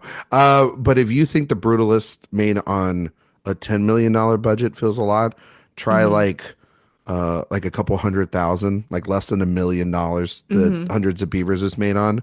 And it feels like a Looney Tunes sketch come to life. It's absolutely insane. That's what I've heard. I know I need to watch it. I'm kind of curious if you will like it or not. We'll see. Okay. Ghostlight. Still need to watch that too. National Anthem. Rebel Ridge, which is a movie you have to watch with your dad. I will. He's already brought up juror number 2 though, so I think that's going to be first. Oh boy. Hard Truths from Mike Lee. Gladiator 2 from Ridley Scott. Baby Girl, Evil Does Not Exist. Love Evil Does Not Exist. Hitman, Wild Robot, The Substance, All We Imagine Is Light, Maria. Yeah. Those are screw it. I'm gonna throw in the end Janet Planet and Locky Mara and A Complete Unknown. Oh my God, the end. I'm gonna throw in A Complete Unknown. And History Daughters and Babes and Problemista and Wallace and Gromit. I could keep going. The Needle. I really liked that. That's a tough watch. But and Sophia, so beautiful. The last film I'll mention, because I got to it literally today. The Seed of the Sacred Fig. Oh my God, you watched it. I finally got to watch it. Holy shit, what a good movie. Oh It's my great. God. Yeah. Incredible really film. That should be our international winner. Just putting that out there. Imagine doing The Seed of the Sacred Fig and The Brutalist for the first time each in one day. I don't know how I'd be able to walk.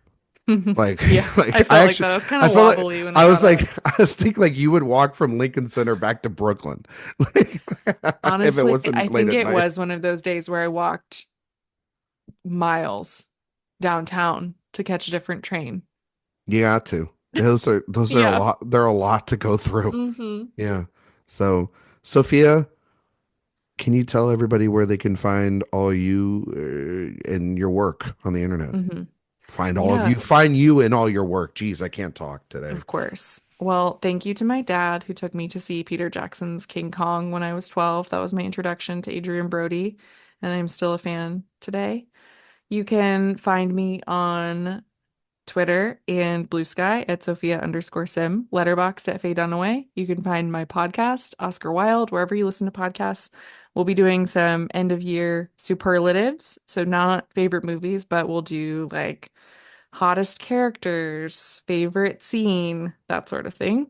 That's going to come very soon. And then you can find, I have a lot of writing on The Brutalist, actually. I have a review and then interviews with Adrian Brody and Guy Pearce, along with a number of other reviews and interviews from the year at AwardsWatch. Go check them out. They're absolutely great interviews, and they speak to the duality of the two acts of this movie. Literally. Literally. They were so different. Yeah. I loved speaking with both of them, but they have such different personalities, which is always fun. And Sophia's review of The Brutalist is my second favorite review that she wrote this year. Her number one is is Nickel Boys. That's your best work of the year. Okay, thank you. Okay, you're welcome. I was like, which one? Okay, well, they're both very good, but thank you. But Nickel Boys, that was a special review. You can find all my work at awardswatch.com.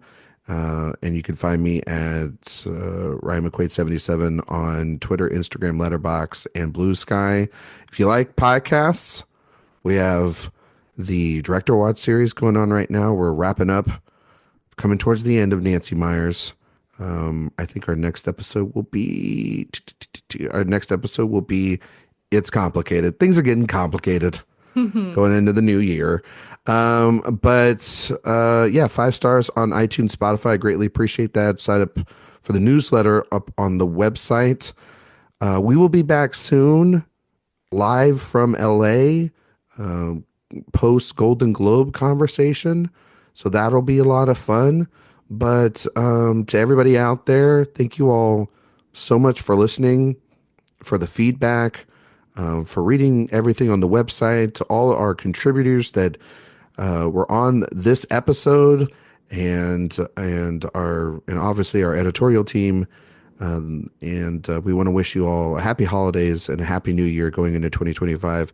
And we'll be back to talk about these movies and new movies coming soon. So thank you all so much for listening, and we'll see you all next time.